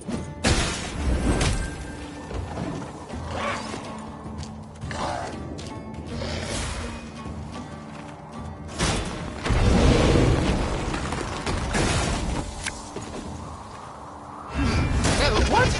Oh, yes, I'm on it.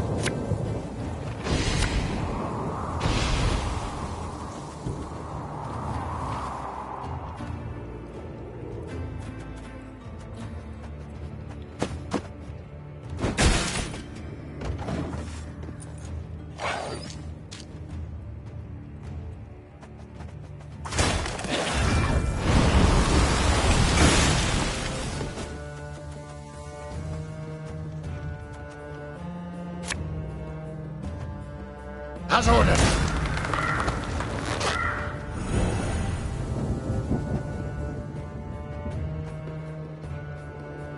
This could hurt.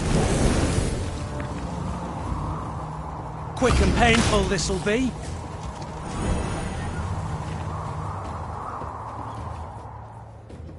Tell me you jest. Make love, not war.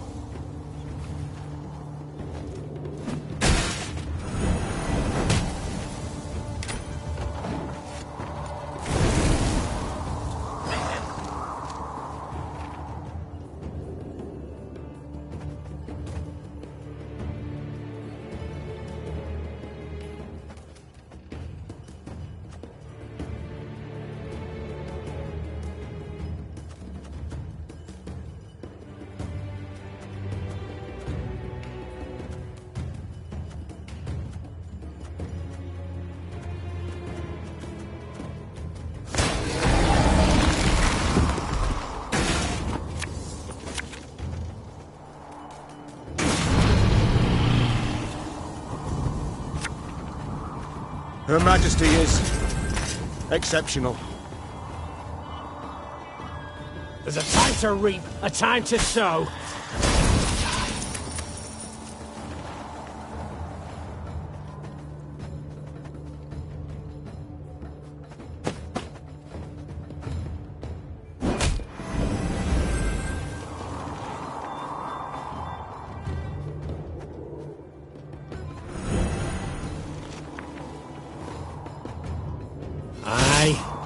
Ever have a stone knock out one of your teeth?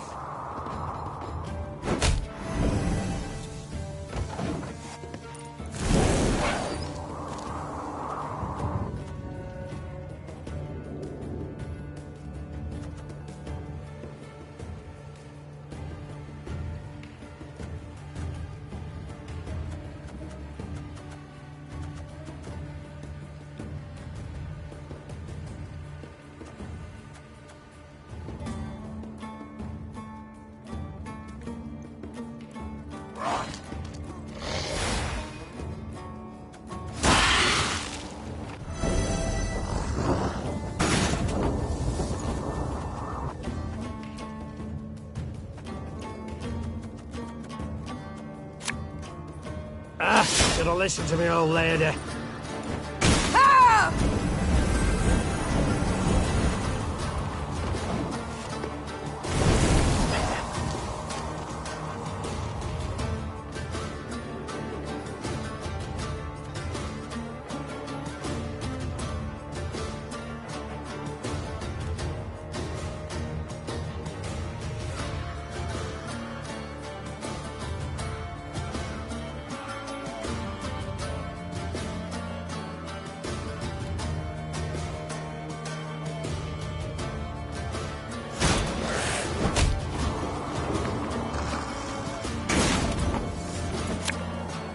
That bit the white of an eye from half a league away.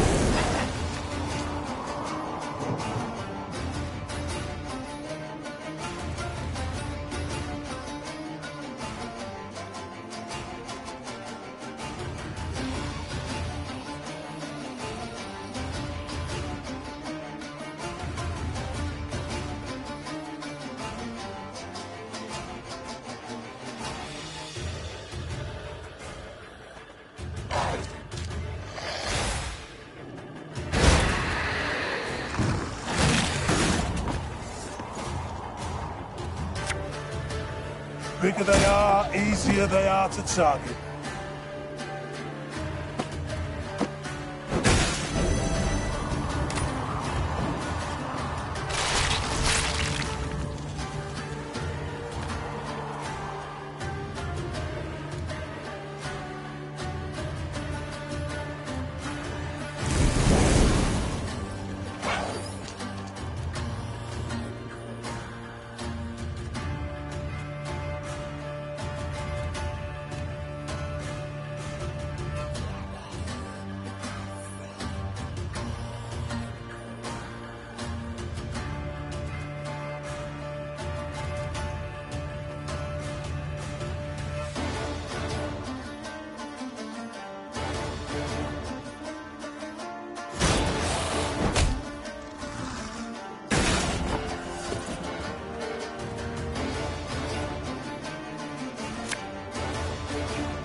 Thing about slings, they hide well.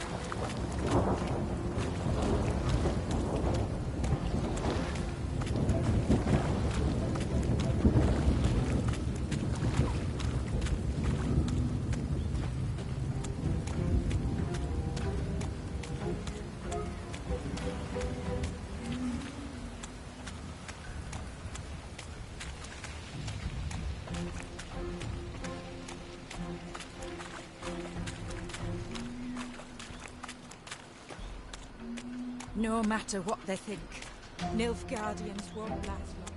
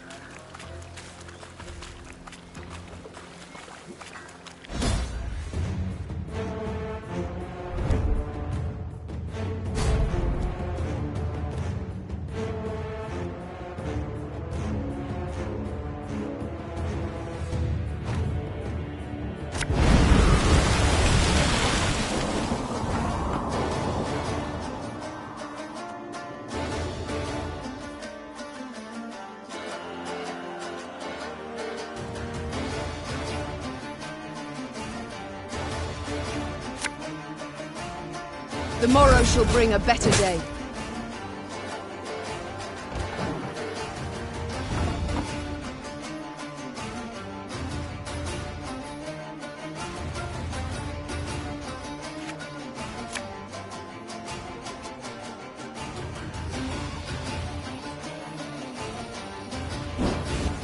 Give me a target.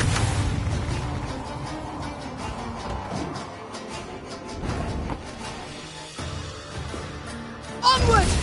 To victory!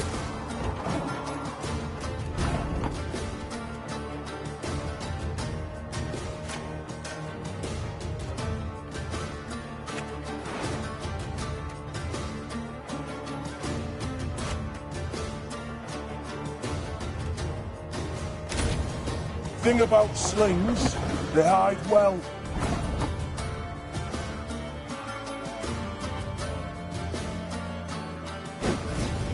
Our ballista at your command.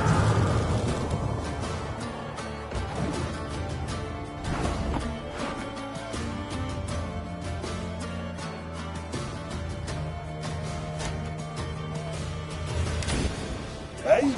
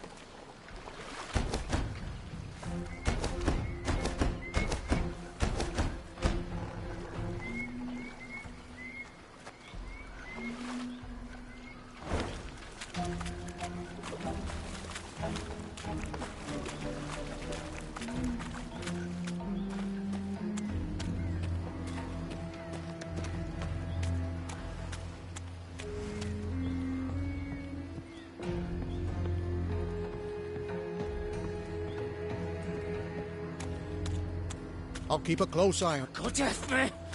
God F me, sir!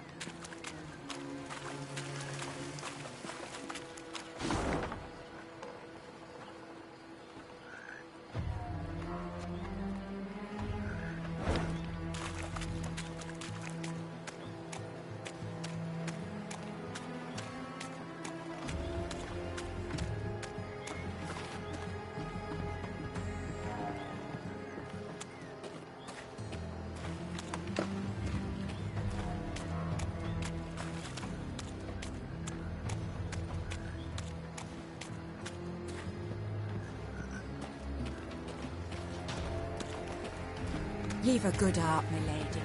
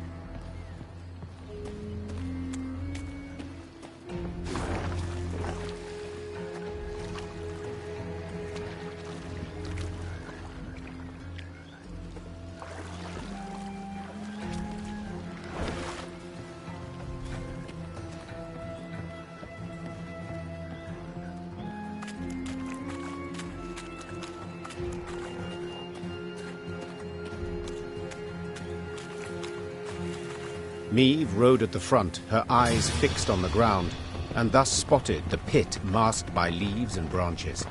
She tugged hard on her reins and steered her mount to the side. Alas, the cavalryman behind her did not follow her lead. Leaves rustled, boughs snapped, and the horseman crashed to the pit's bottom, snapping his neck. Moments later, it was clear who'd set the trap when the forest came alive and a cry rang out.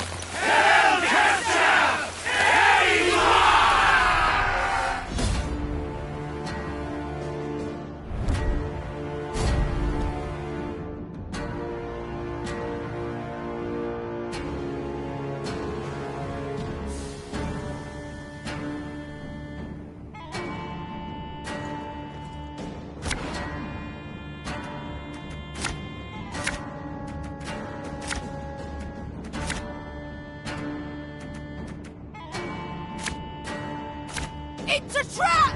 Rally to me! Wise choice.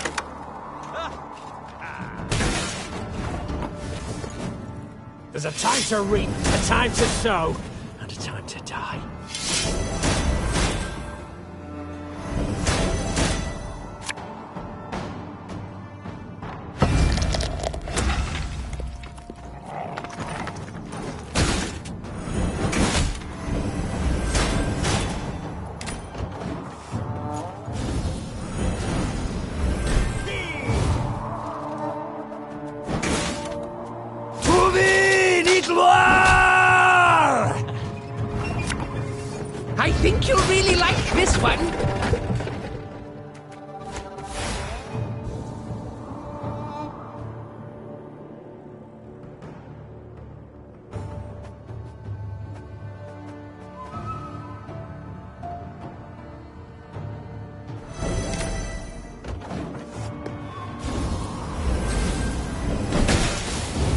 that why?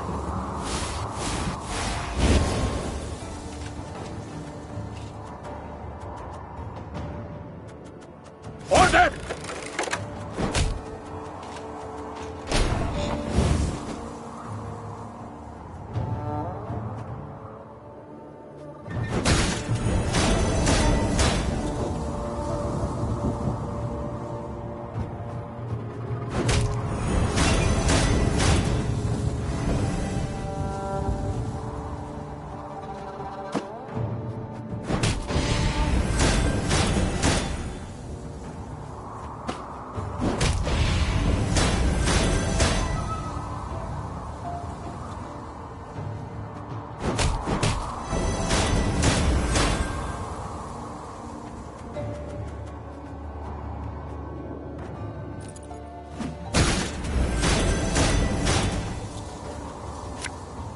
Left, right, left, right.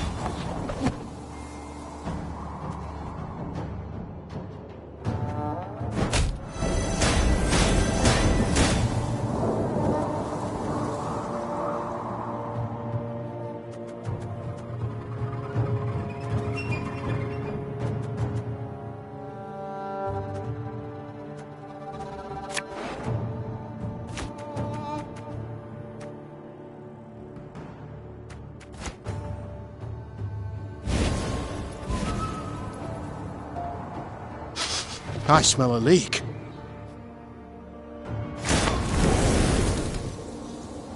Should have listened to me old lady. Life is mine now.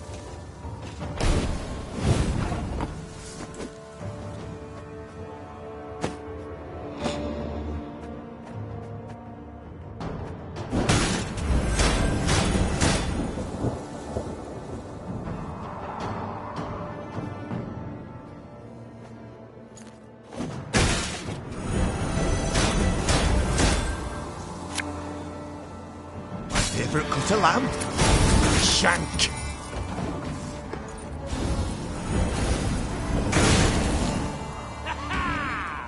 Very gloire!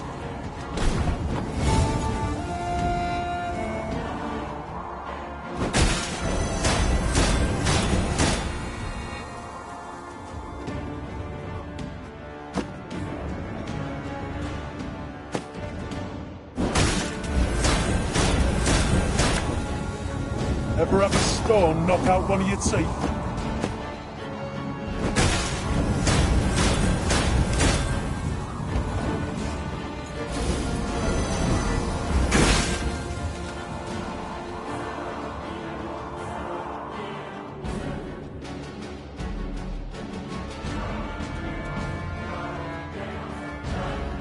Destillat Zweifel!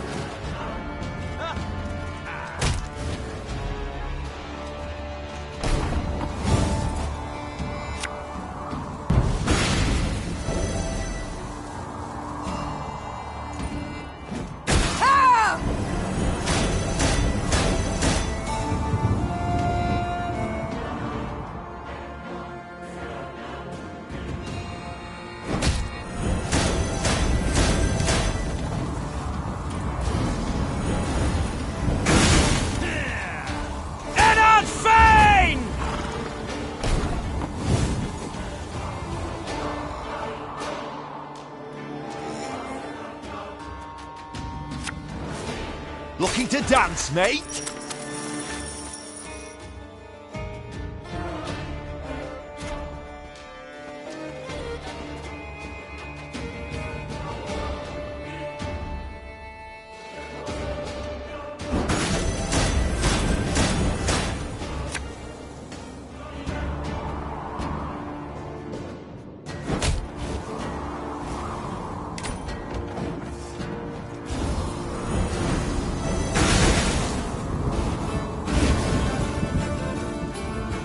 Secreto dum anime est, tes est.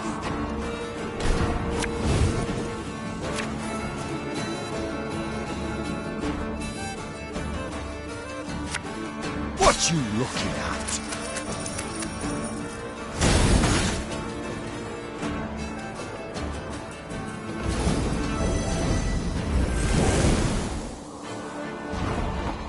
I'll relieve you of that pouch.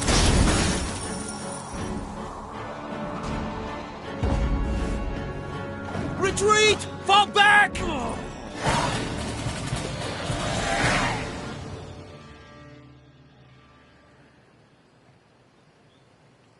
Cornstone, Nilfgaard was shattered, destroyed. The victors now stood eyeing each other. These islanders were not like those Meve had met before.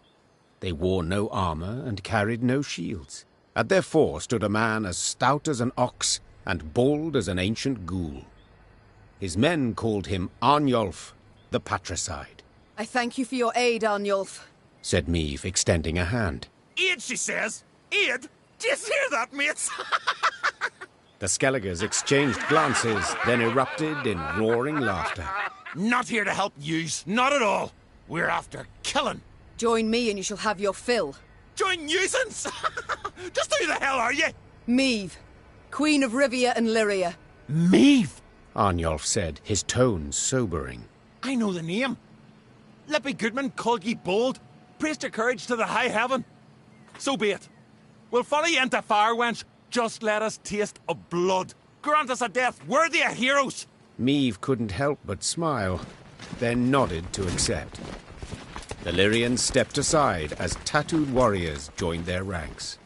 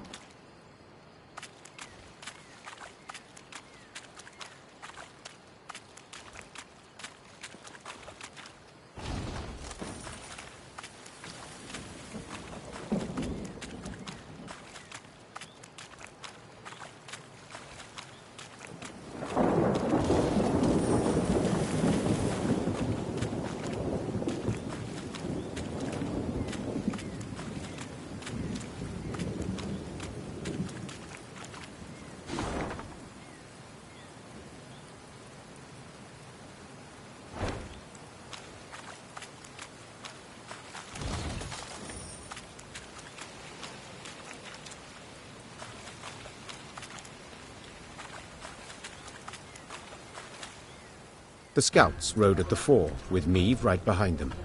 Their task, to find safe passage for the rest of the force. One among them probed for the quagmire's depth, a pole of 5 ells in hand. Suddenly, all heard a loud clang. The scouts dismounted, then heaved a bronze statue from the mire. Once it was cleaned of slime and muck, Meave instantly recognized its elven handiwork. The sculpture was exceedingly well preserved, save one detail. Someone had removed its face, leaving a black hole in its stead. Search the environs, ordered Meave. Amongst some brambles, they discovered the entrance to a vast tomb. Its doors had been torn open. On the ground before them lay scattered bones, some yellowed with age, others fresh, cracked and tattered from having been gnawed. Meave stood silent and contemplating at the tomb's threshold. Then, torch in hand, she entered and waded into fetid waters. Her soldiers followed close, arms at the ready, a nervous sweat on their brows. Frescoes on the tomb walls depicted Angren swamps and the beasts that prowled them. 2 words were inscribed over the largest of the horrors: Gwern Iker. The bloody mistress! Barnabas Beckenbauer whispered. Suddenly, a roar thundered from deeper inside the tomb. Meave turned from the frescoes to see monstrous eyes blazing in the dark.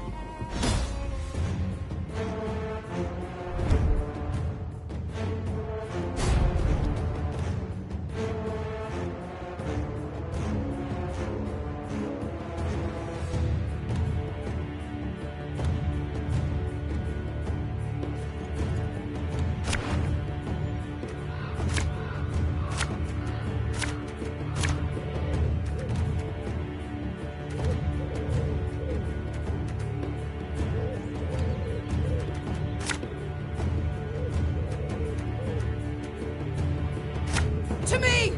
We'll not die this day!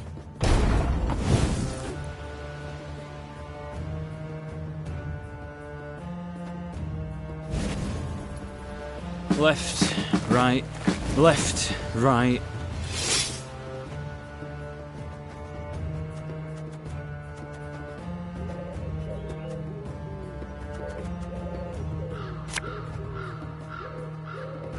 You mad? Don't shake that!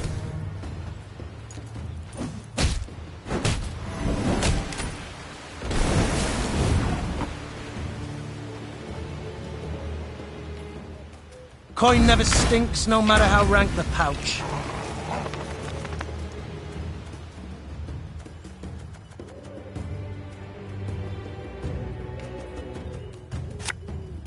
Feel any burning? See a local healer or wise woman?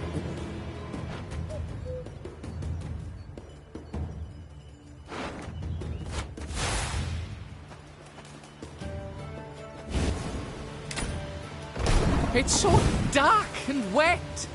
Why is it everywhere we go is dark and wet? This could hurt.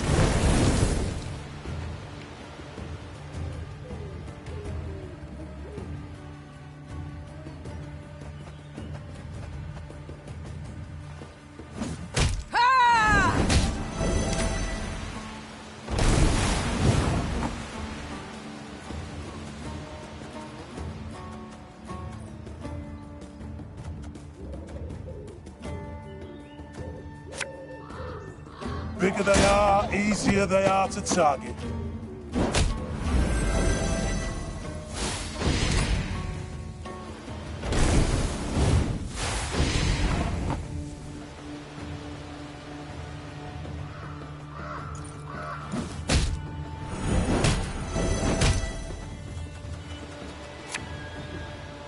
Again and again and again. Aye. Should have listened to me old lady.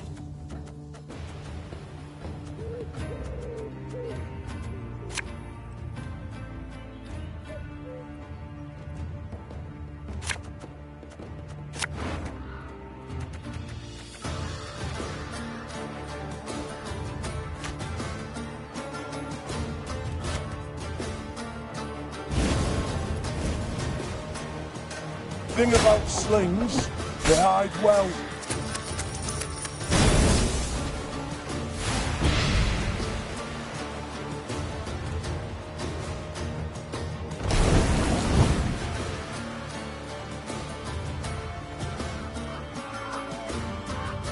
Watch your heads!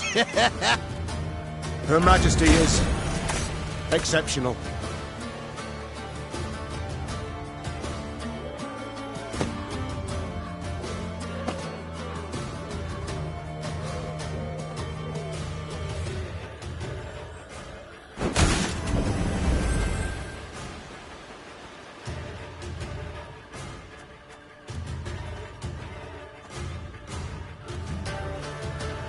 You must sweat like a swine in that jacket.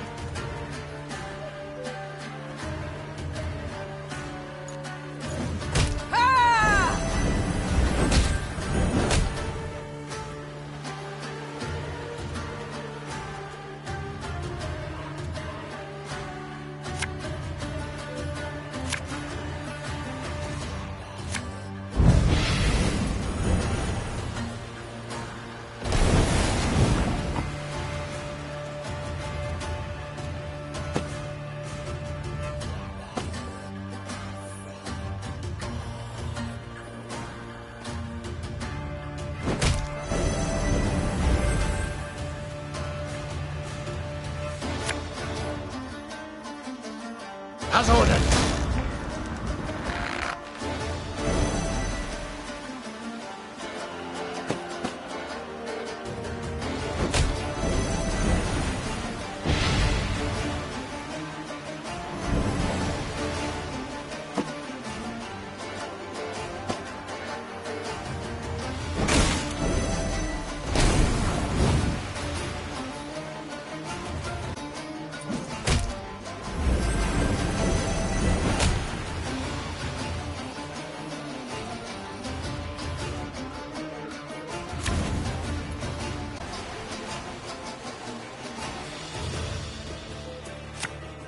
I'll relieve you of that pouch.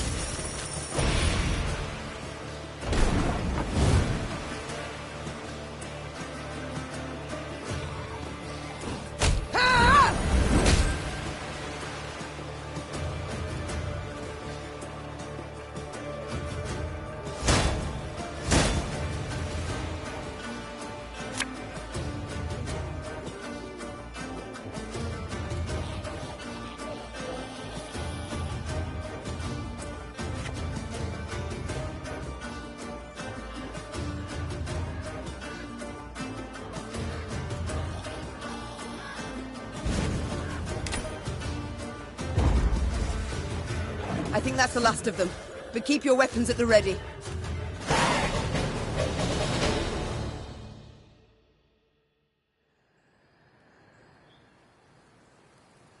In her torch's feeble glow, the Queen examined the beast's corpse. She could not help but to shudder in disgust. Perhaps it's better She thought. that we faced it in the dark. At the corridor's end, they found a closed door. Before any could draw near, it opened with a crash. Beyond lay a circular room. Light shone through a hole in the chamber's ceiling, illuminating a stone pedestal and the sword that lay upon it. The air in here, it crackles with magic, whispered Isbel. Meve gripped the blade's hilt. A soothing warmth filled her arms and spread across her shoulders. Her tired muscles ceased trembling. Her fingers, stiff as sticks, relaxed. She brandished her prize, the air hissing as the blade sliced through it. She then nodded approvingly. The reward had been worth the risk. Barnabas Beckenbauer, a gleam in his eye, asked to look at the unsheathed sword. The gnome studied the quillions intently, having spotted an inscription there. Can you say what's written there? Asked Meve. Yes, perhaps. They're clear, the words. Their meaning, not necessarily so. Wieldeth me, and loseth not hope amongst the blood-red waters. It sounds like a riddle, but I've no wish to solve. We should move on, and quickly so.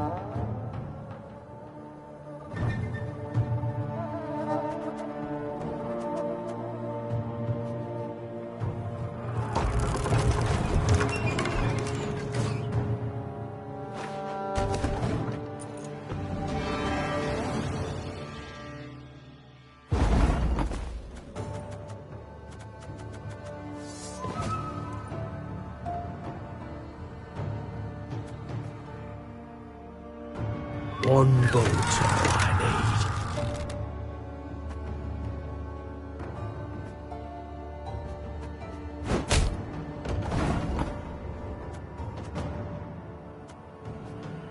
Give me a target.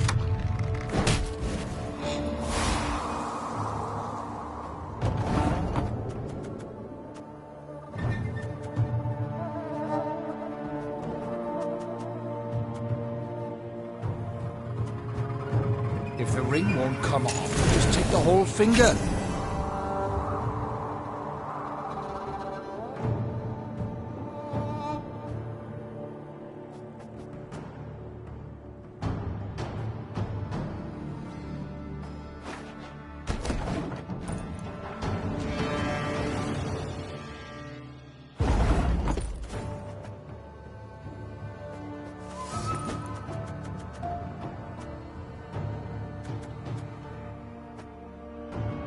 Our ballista, your command.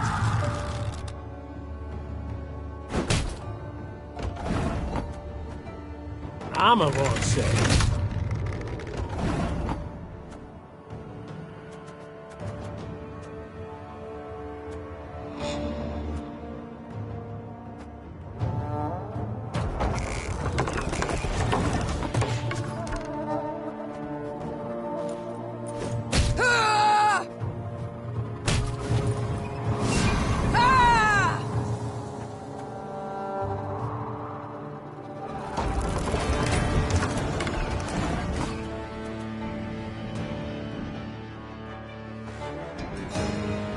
If the ring won't come off, just take the whole finger.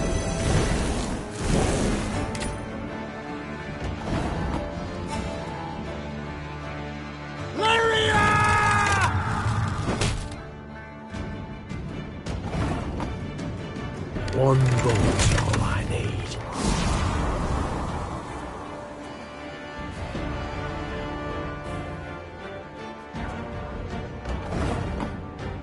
Give me a target.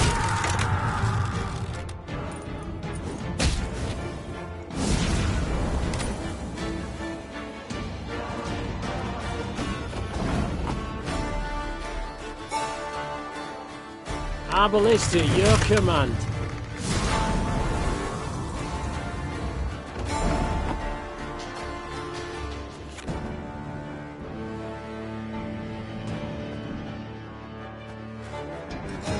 Armor won't save.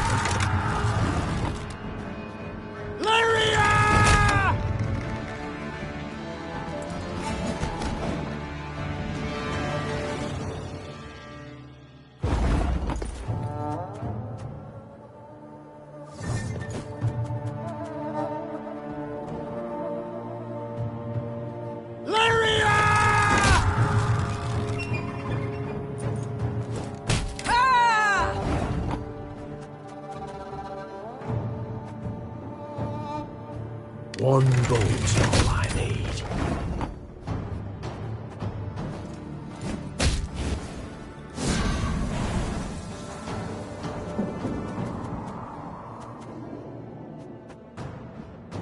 Give me a target.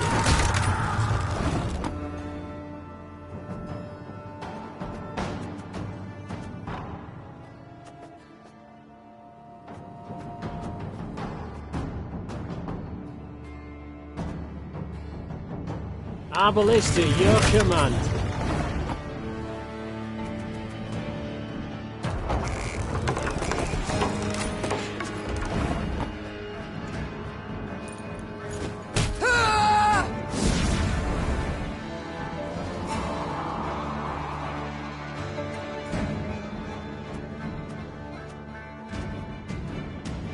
Armor won't save.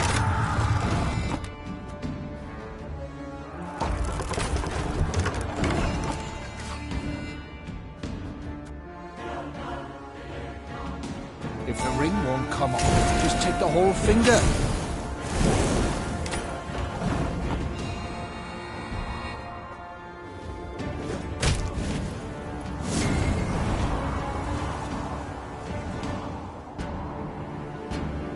Lyria!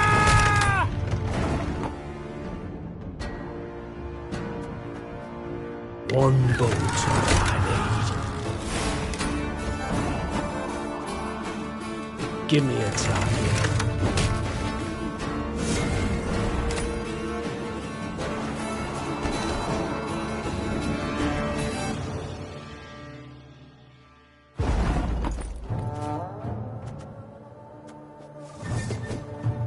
One bolt all I need.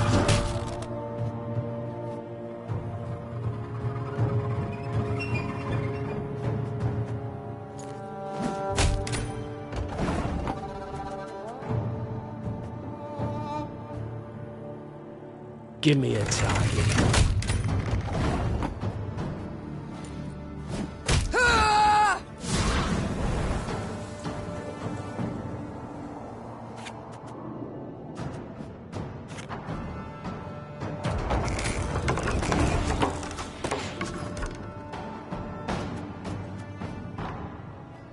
Our ballista, your command.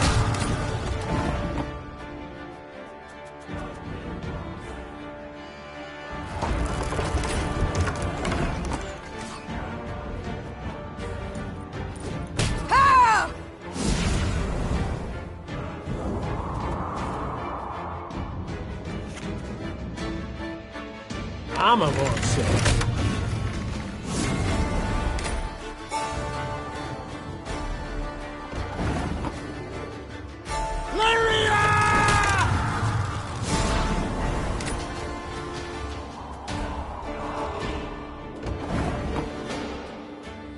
One bolt all I need.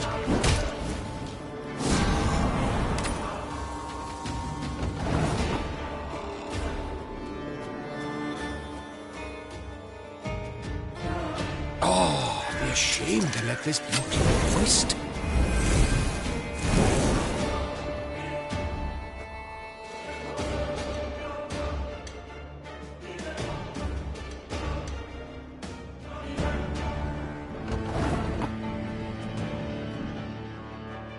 Give me a target.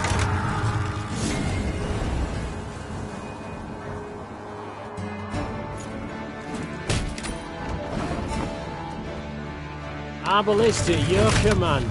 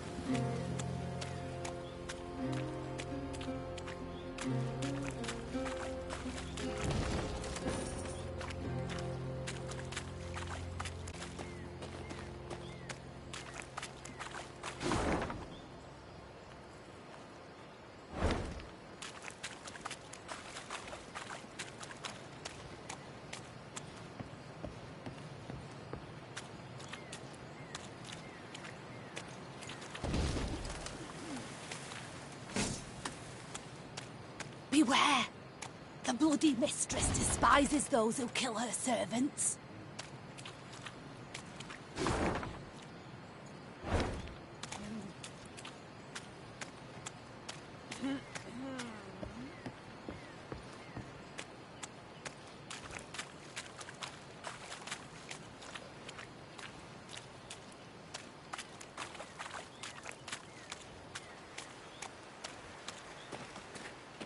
Your Grace, the charts say we near Tusley. Angren renders charts helpless to show the way, I fear. Soon we shall halt to sight our exact position. We will know then if our path is true. As you wish, Your Grace.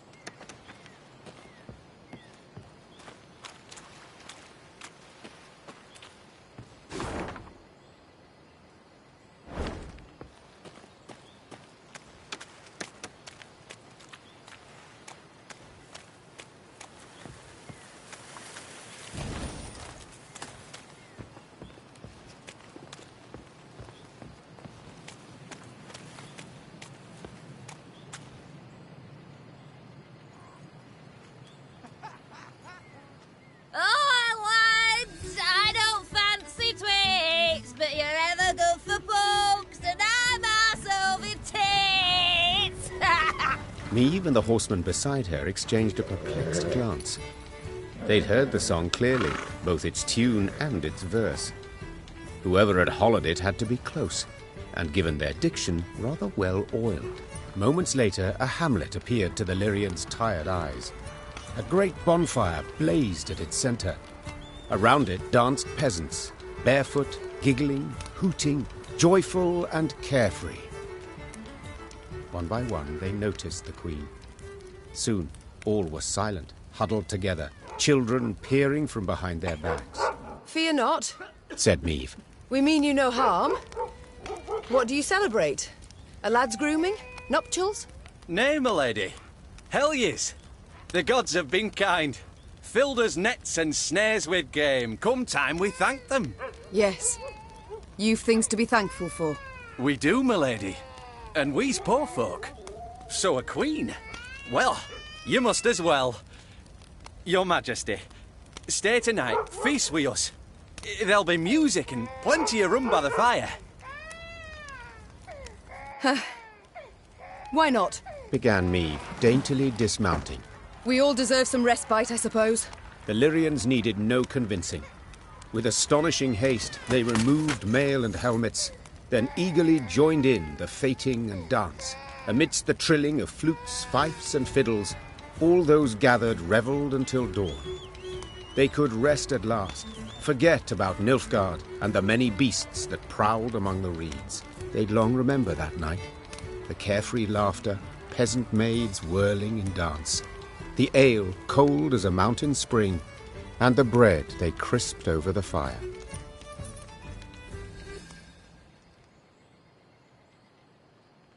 One exchange in particular etched itself into the Queen's mind.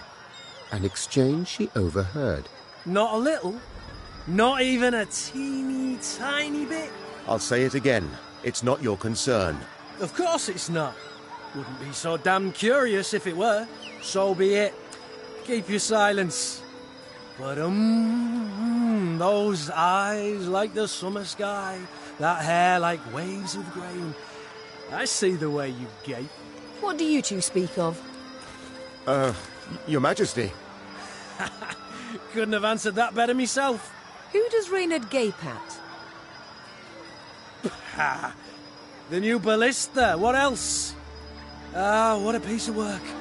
Pure art, I say. Can't tear your eyes away for an instant.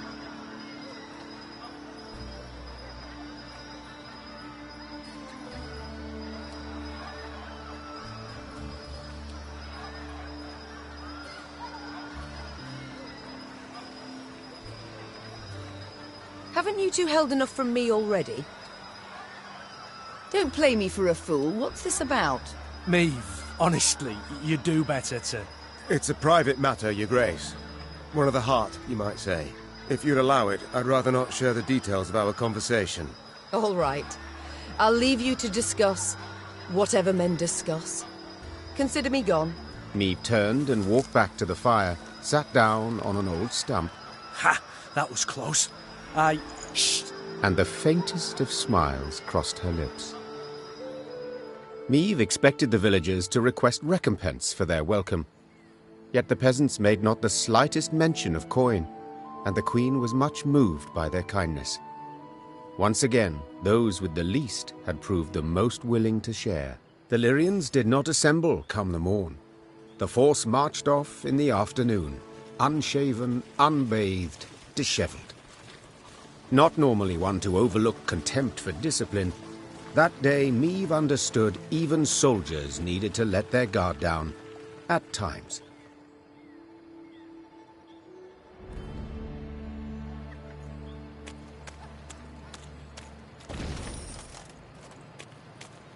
Admire, admire, ample harvest yield, for our mistress all needs be kneeled.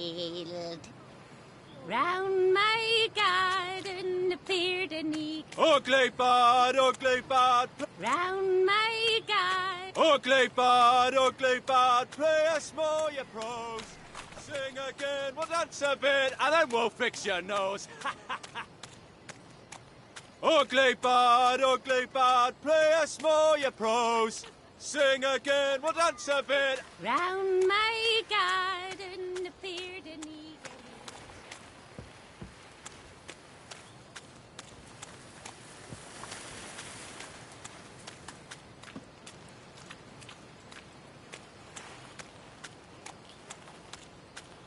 Sensing a limp in her mount's gait, Meve ordered the column to halt.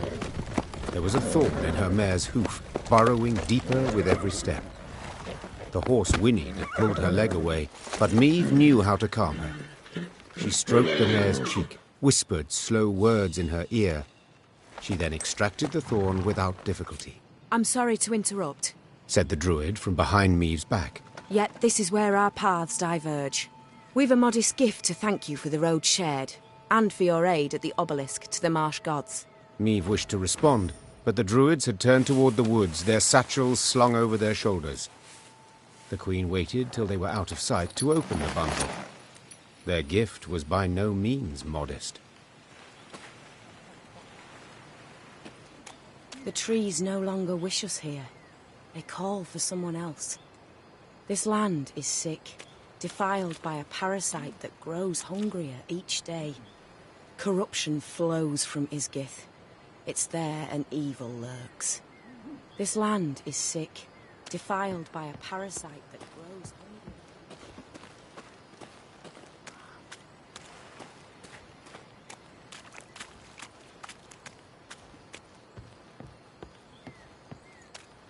Ugh, we're only winter here. Swamp'd freeze over. Kill.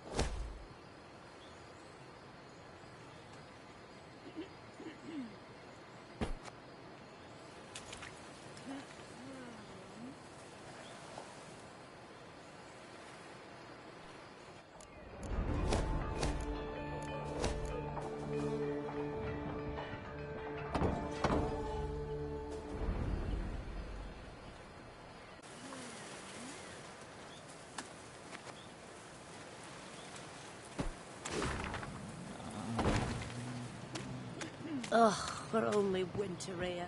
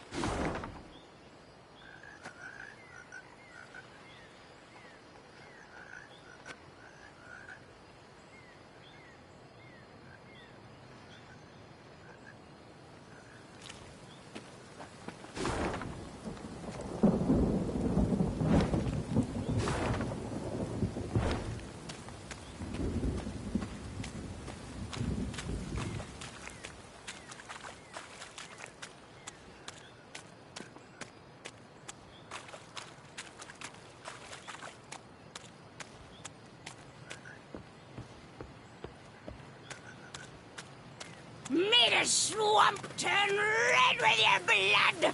Hail Ingvern Eater! May the swamp turn red with your blood!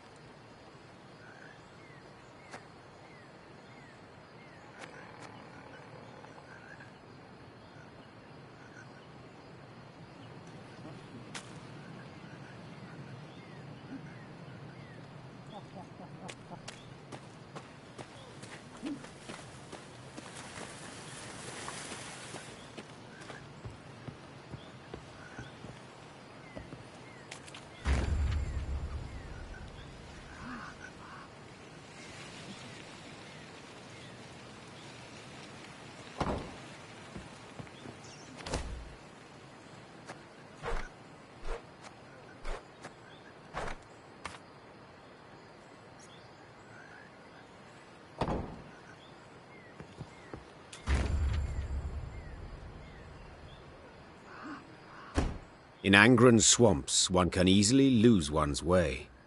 Thick fog fills the air, paths end without warning, dense thickets obscure the distance. The sole way to determine one's position is to climb a tree and peer out over the canopy. This duty fell to Meave's scouts, while the force halted below. During one such delay, Meave caught the words she'd longed to hear. Majesty! Tuzla Castle! Its tower! I see it! To her soldiers' astonishment, Meave cast off her gauntlets and started up the nearest trunk. She longed to see the castle for herself, but then she would know sweet vengeance was at hand. The climb proved tricky, as the trunk was slippery and the branches, run through with rot, were frail. Yet Meave showed herself to be skillful and spry. As a child, she had loved to scale trees, much to her governess' dismay. Meave looked out to see a mighty stone tower outlined against the horizon. Legend holds Tuzla Castle was to have had 3 such bastions. Yet King Ragbard, the fort's benefactor, had forsaken the effort when yet another stone transport simply sank into Angren's boggy roads. It was a moment of respite for Meave, a moment of quiet joy. She breathed and tasted air free of the bog stench. She took in silence undisturbed by the hum of mosquito swarms. And she relished her prospects. The coming battle against Caldwell. The soldiers stood exhausted and filthy, many with raspy coughs, all sick of the meager gruel. But with the command to advance, a new strength sparked within them. Their step was lively, a fire burned in their eyes, each hoping to spill Caldwell's entrails, then dash them upon the fort walls. Yet as they drew near the stronghold, perched atop a stone isle, their verve dwindled, enthusiasm waned. They had taken fortresses with thicker walls, taller towers, and manned by more men. Yet they'd never seen nor laid siege to a fort standing on land so ill-suited. To rush the bulwarks through waist-deep mud. Was this even possible? Prove I was no fool to keep you at my side, said Meve, turning to Gascon and Reynard. A slaughter I must avoid. How will I do it? Your Grace, began Reynard. Set our machines to sling boulders. At the west wall, it's weakest. 'Tis our best chance at a breach. Our men'll need cover, added Gascon. Reeds we must harvest and burn. Smoke will cloak us, conceal us from the castle's defenders. Good, agreed the Queen. Now get to work. Amidst billowing blue smoke, Lyrian footmen rushed through the breach wrought by Reynard's catapults. Though she had yet to forgive her companions, Meve had to admit they'd given her sound advice.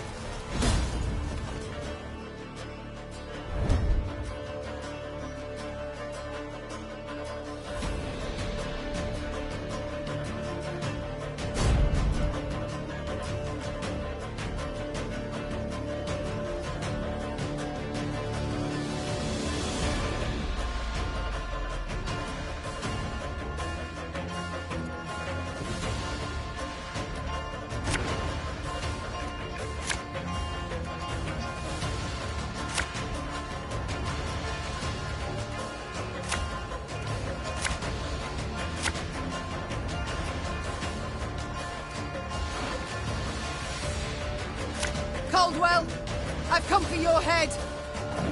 I knew you'd come. Your lofty pride presages another dramatic fall. Your life is mine now.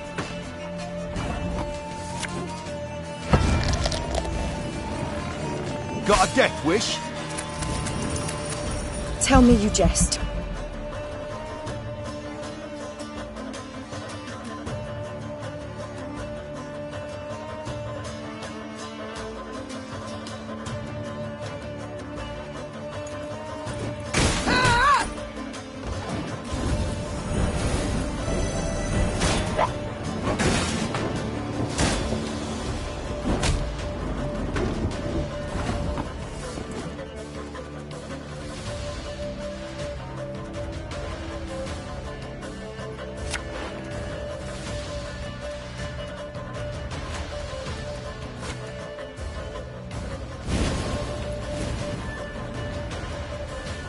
Nothing personal. Our archers shouldn't be any more trouble. The white of an eye from half a league away.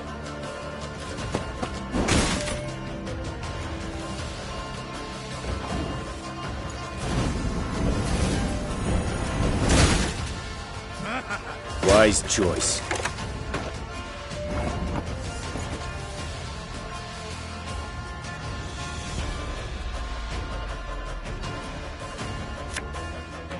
Army's a waste of time for one like me.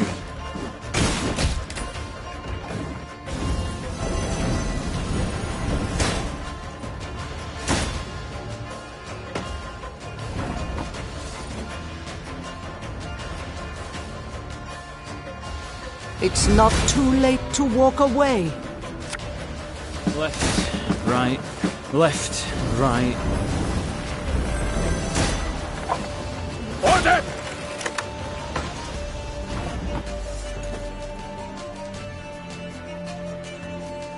Bigger they are, easier they are to target.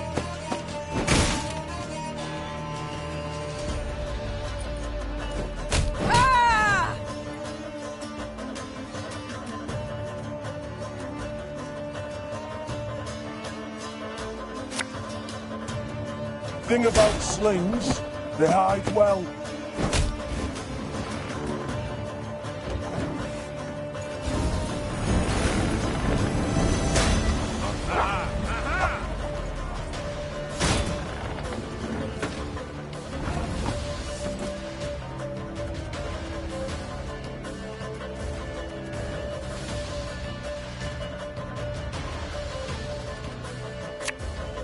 Her Majesty is exceptional.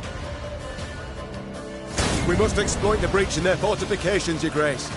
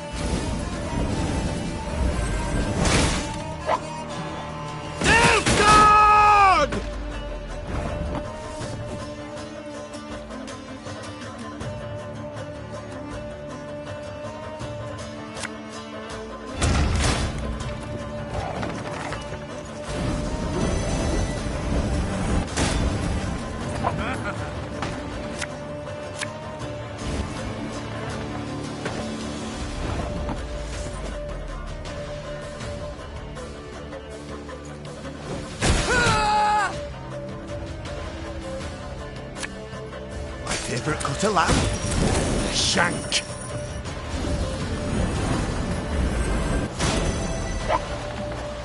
In retreat!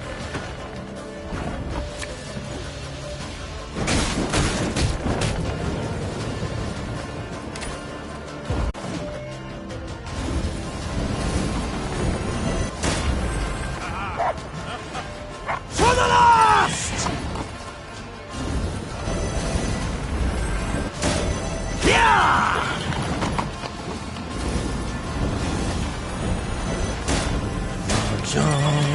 March on.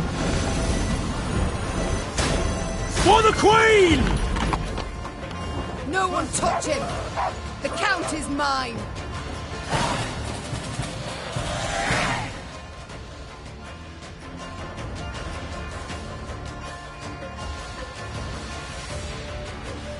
Many of Maeve's victories have been immortalized in poetry and song, but not the fall of Twisla. Lyrians fought Lyrians. Brothers killed brothers, in rain and mud, midst a cursed swamp. Certainly nothing to inspire a bard. Near the battle's end, Maeve stormed the great stone tower to which Caldwell had fled. The Queen ascended the stairs, dealing blow after blow, blood cascading down in her wake. She reached the top floor to find the Count waiting, with no intention to defend himself. If it's mercy you expect, you'll be sorely disappointed. Mercy? I know you all too well for that, Maeve. Ever vindictive and cruel. All this from a paragon of knightly virtues. You stabbed me in the back, Caldwell, and used Willem to do so. My son! Who agreed without a moment's hesitation? Forsaken by your own son, your flesh and blood. What's that say about you? Oh, you tread on thin ice. Choose your next words carefully. Spare me your threats. You'll kill me all the same. Death can come in many ways, Count. Some quick, some slow. My, how you strut and vaunt. Terribly sure of yourself.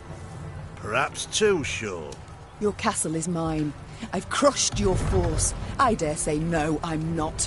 Precisely my point. Don't you see? The Empire's not one army, it's dozens, hundreds. It's what I strove to knock into that thick dome of yours. Alas, you're too much a dullard. Soon as I'd learned you'd crossed into Angren, I sent for reinforcements. They'll be here soon. 3 regiments, armed to the teeth. Nilfgaardians seem ever to have the upper hand, yet I find the means to defeat them. Not this time, Meave. Nilfgaard comes in numbers. 10 Imperial footmen to each and every one of yours. You'll not win, nor can you flee. Do you know why? Enlighten me. I dare you. But one bridge leads to Tuzla. As it happens, I ordered it raised as you laid siege. The swamps around the castle are too deep to cross. Try to rebuild the bridge, the Imperial troops will arrive before you can finish. Your men they'll slay as you watch, and then they'll wring your neck. I wouldn't be so pleased were I you. You won't live to see this outcome. I know that, but I take heart in the truth. Though the castle you've seized and will likely kill me, I've won. Outsmarted you, Meave. Twice now. And you know what? 'Twasn't even that hard. With those words, with his arrogance and contempt, Caldwell had gone too far. The Queen gripped his shoulders, pushed. Caldwell stumbled backwards, then tripped out the window. A blood-chilling shriek filled the courtyard, then broke off abruptly. Now fool me thrice. Try. Meave slapped the dust from her hands. The traitor had met a deserving end at last. Yet this was no time to revel in the Count's demise. If Caldwell had spoken the truth, the Queen and her army were in grave danger. Meave's scouts quickly confirmed the traitor's claim. The bridge was indeed in flames, and Nilfgaardian regiments were advancing from the south. Now to confirm if there was truly no other route by which they could flee. The Queen ordered her men to ask the local peasants. One of their number, a stable hand who'd lived near Tuzla all his life, claimed a secret path led out the back of the stronghold. King Ragbard himself ordered it built. Had him drop great stones into its swamp, one after another, like beads on a string. Bitter water covers them, so you can't see nowt at start. Can make 'em out if you go proper slow, though. What is it? The stones, they lead to Isgith. And there, my lady, lurks an evil worse nor any black-clad army. What? A beast of some sort? Some say beast, others God. Gurnikora, they call her. And you'll yet see, my lady. Isgith shines red with your blood. A silly tale to frighten children, Meave thought at first. Then paused. For something about the man's voice made his every word believable. None too encouraging, yet preferable to certain death. Tell me, from Isgith, will we reach the banks of the Yaruga, near Red Lobendon perchance? Aye, your majesty. You need but head north. And pray all along the way. Soon, Meave stood where the stable hand had said she should, at the edge of a vast marsh. Carefully, she dipped a foot into the broth and probed for solid ground. Sure enough, she found stone. One cautious step, then another. Meave slowly strode off towards Isgith.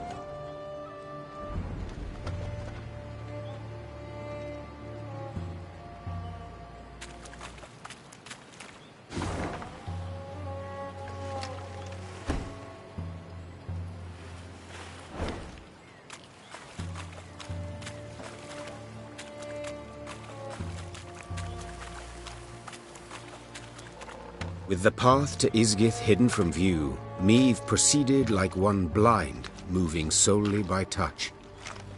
With each step, she could not know if she would find rock or plunge beneath the black water's surface.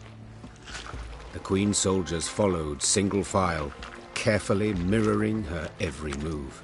The Lyrians, near the end of their strength, got lucky when a light breeze dispersed the fog to reveal dry land. The Queen let out a sigh of relief. At last. Meve kicked off her boots to empty them of water and mud, then promptly screamed. Ah! Her legs were in leeches, slimy, bloated leeches. Ignoring the pain and trickling blood, she frantically tore them from her legs, wishing to be rid of them. Having plucked the last parasite from her calf, Meve grabbed her boot to crush the bloodsucker beneath her heel. Yet it had already slithered off. She spotted it on the trunk of a birch where, like a very fast snail, it was climbing. What the devils? But Meve's words caught in her throat. Leeches and ticks in the dozens dangled from the tree's branches. Some were so gorged on blood that their skin was translucent and on the point of bursting. Meve had some difficulty muting the urge to retch. The Queen stepped back, finding it hard to believe what hung before her eyes, confused as to what it all meant.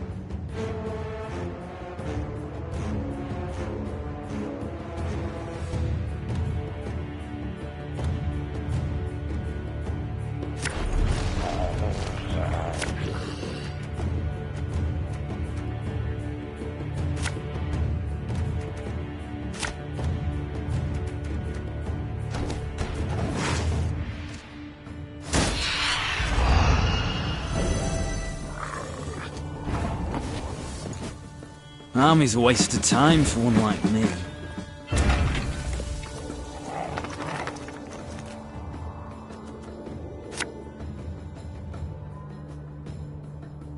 You mad?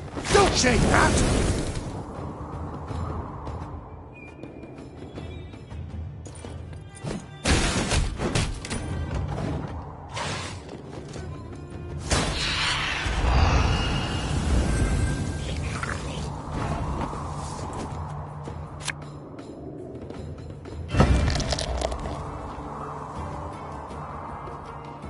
This harvest, we'll be reaping black-clad heads.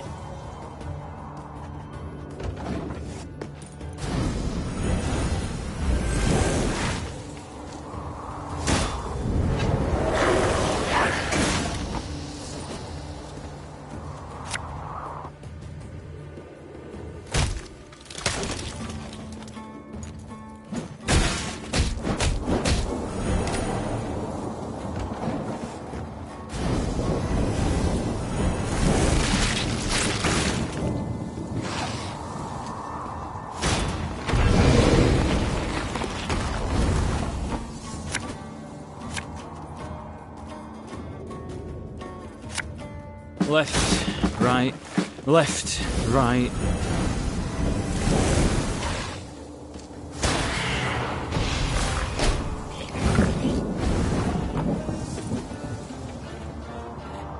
My spirit's willing and how, but these damn boots are killing me.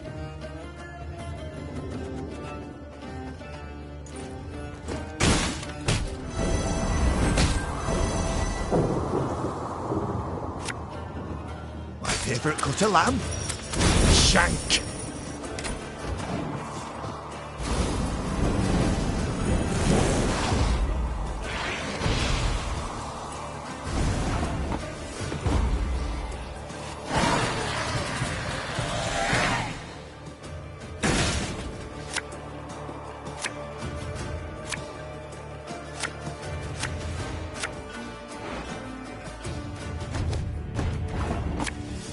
What do you want of me? Aye.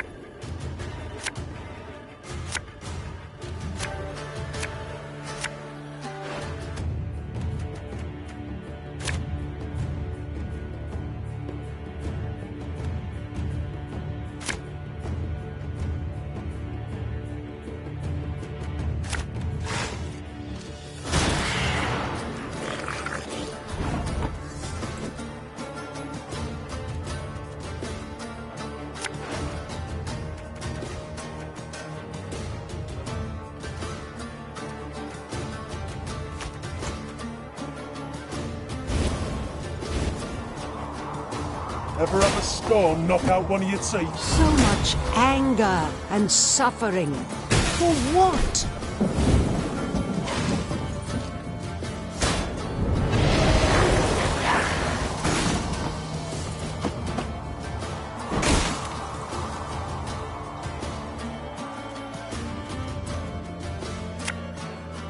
This could hurt.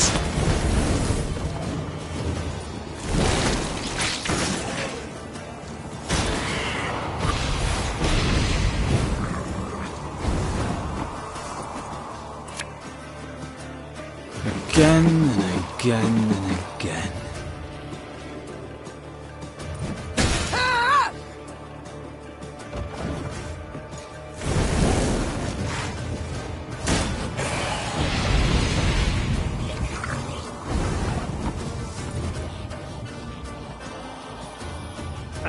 Should have listened to me old lady. Coin never stink pouch.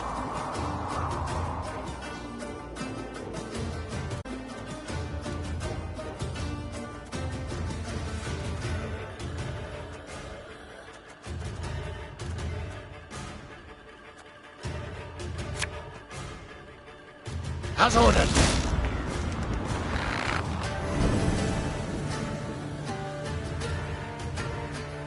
I've hit the white of an eye from half a league away.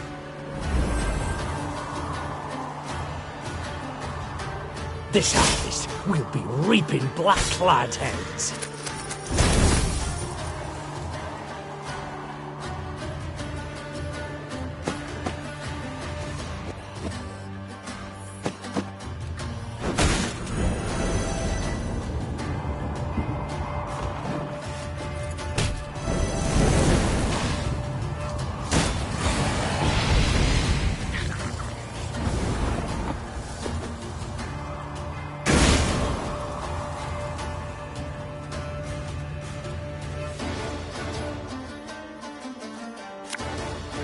Her Majesty is exceptional. Feel any burning? See a local healer or wise woman.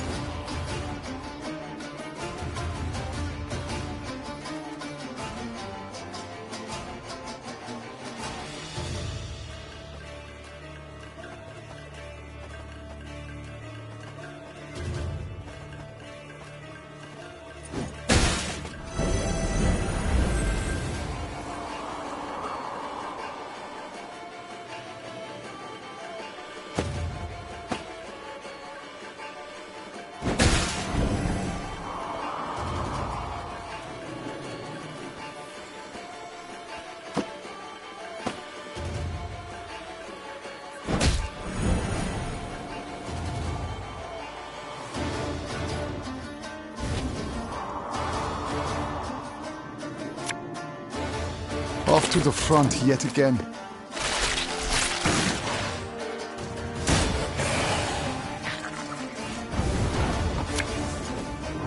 Quiet!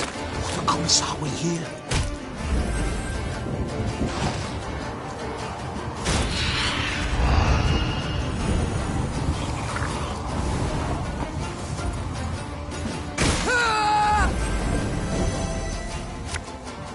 What you looking at?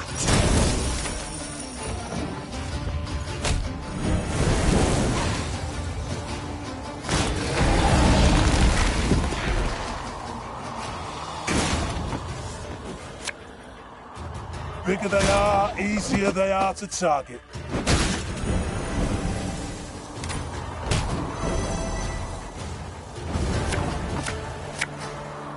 Thing about slings, they hide well.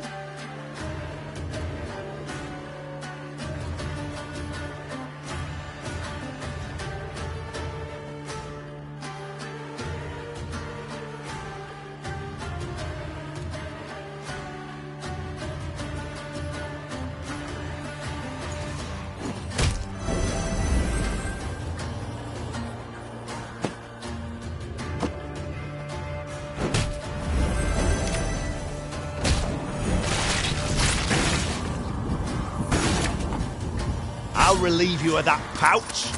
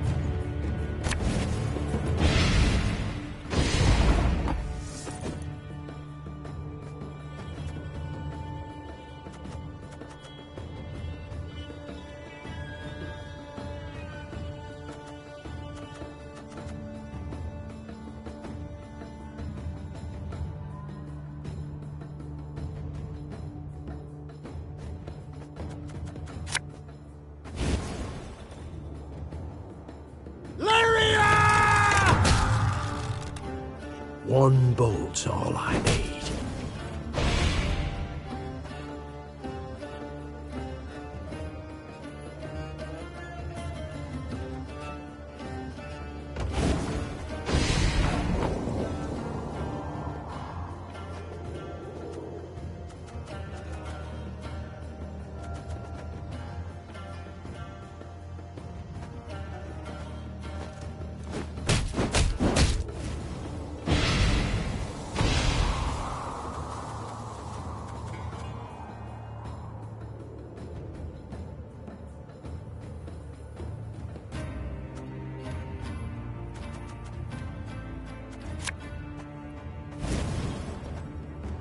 Give me a target. Our ballista at your command.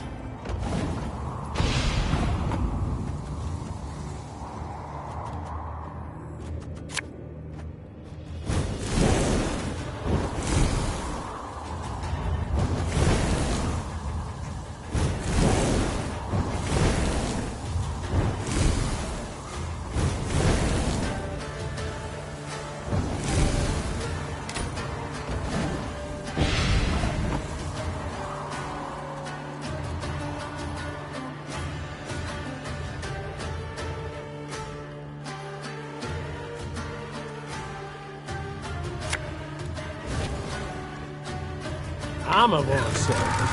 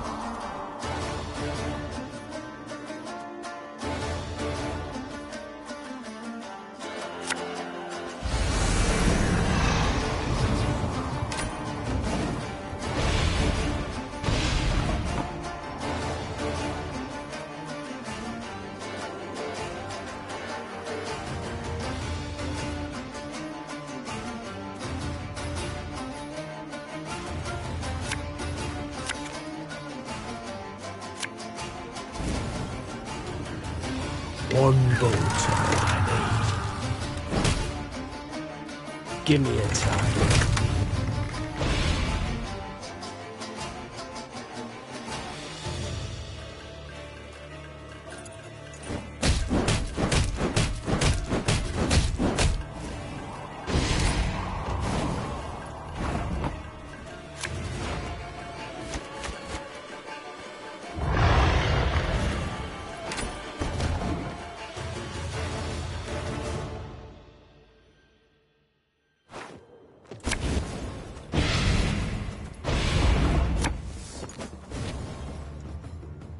I'm a won't serve. Lyria!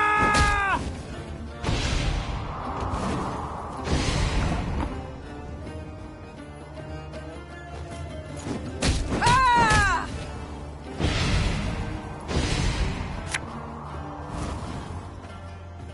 One bolt all I need. Give me a target.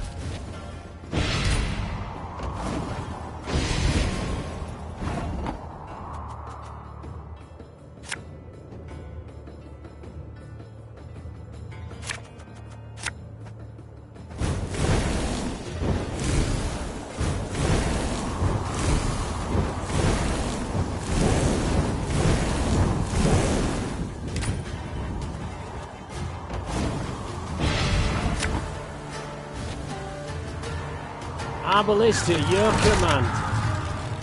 Armor won't serve.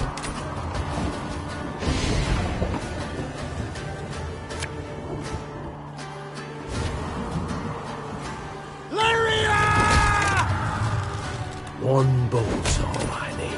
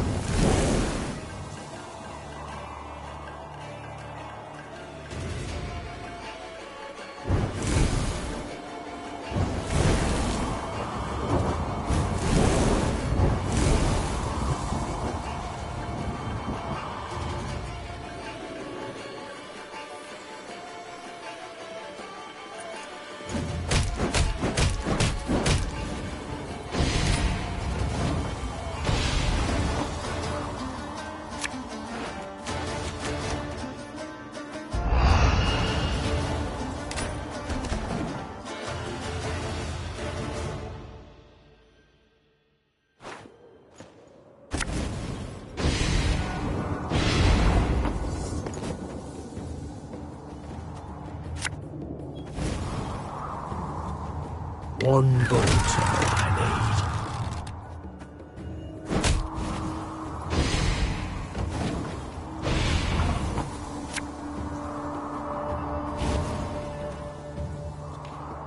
Our ballista, your command.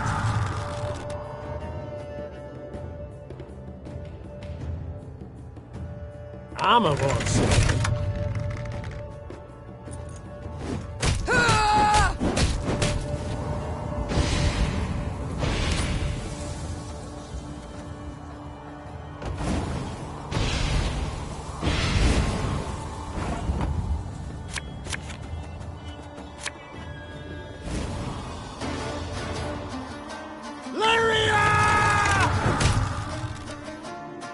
One bolt's all I need.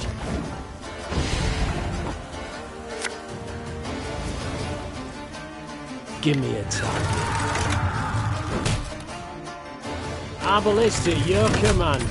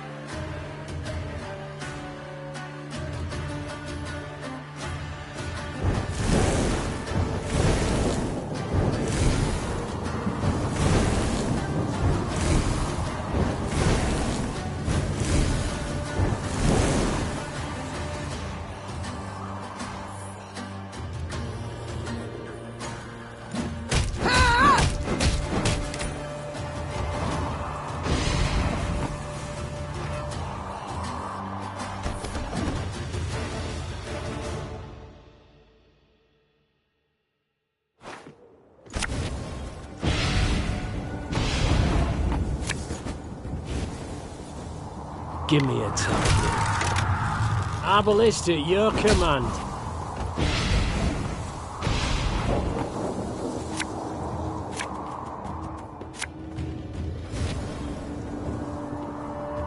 I'm a war servant. Lyria!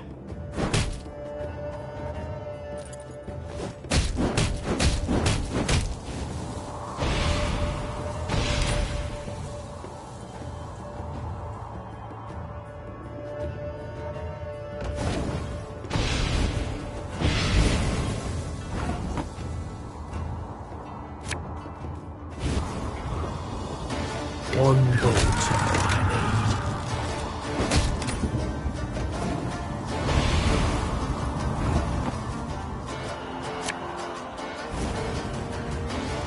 Our ballista at your command.